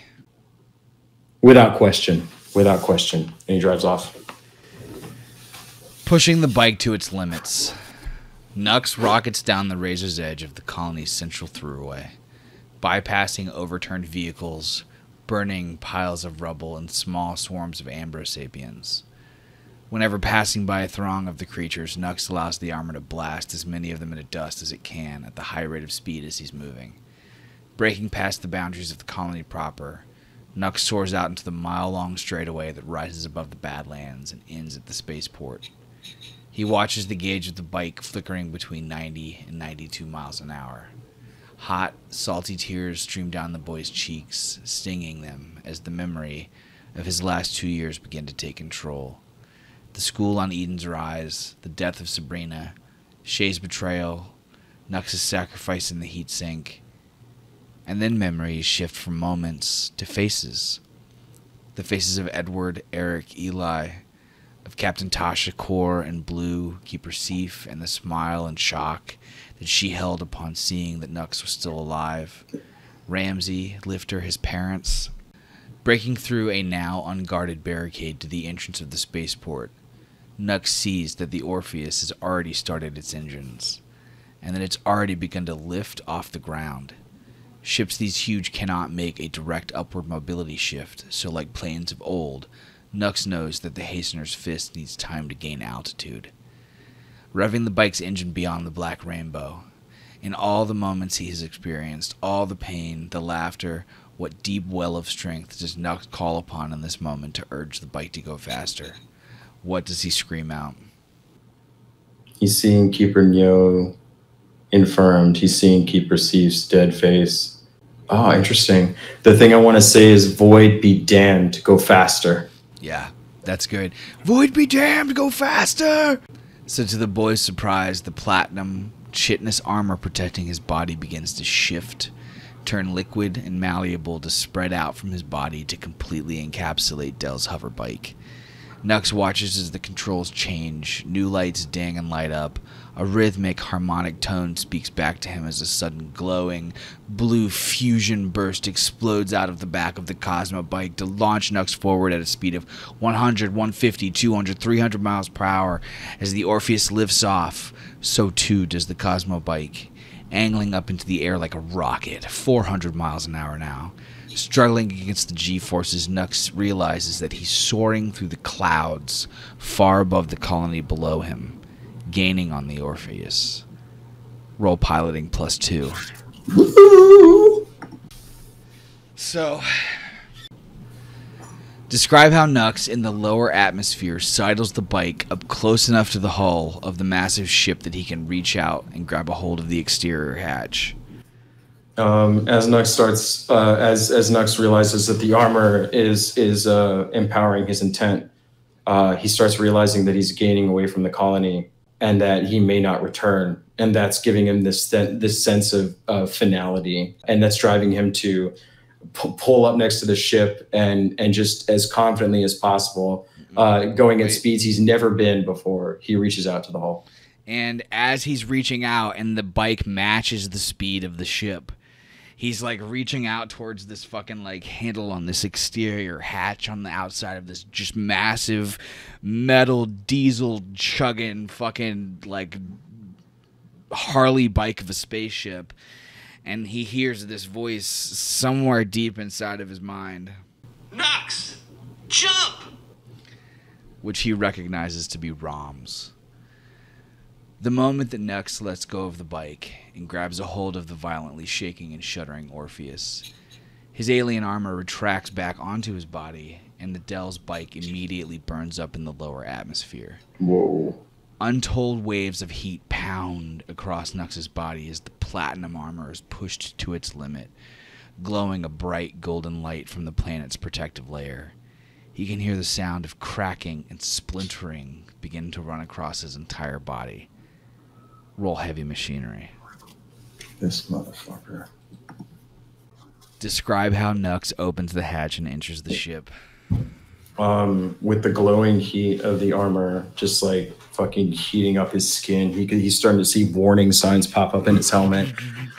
He grips the outer handle of the ship and he puts his finger in the crack that the hatch would be. He steps himself up and he feels this like immense pain in his legs as he like moves himself into the right position, and he yanks with all bodily strength outwards against the massive pressure of the upper atmosphere.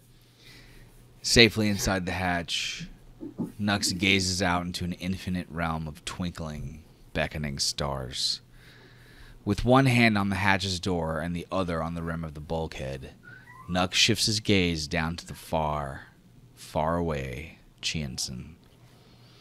A world of scrappers, a world of survivors, a world of hope.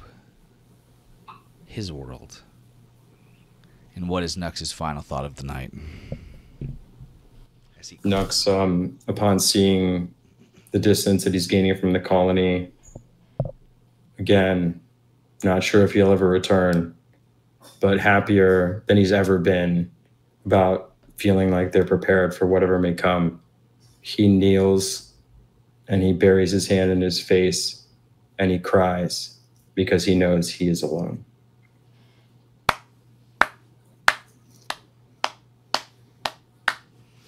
To be continued. That's a goddamn night right there. Holy shit.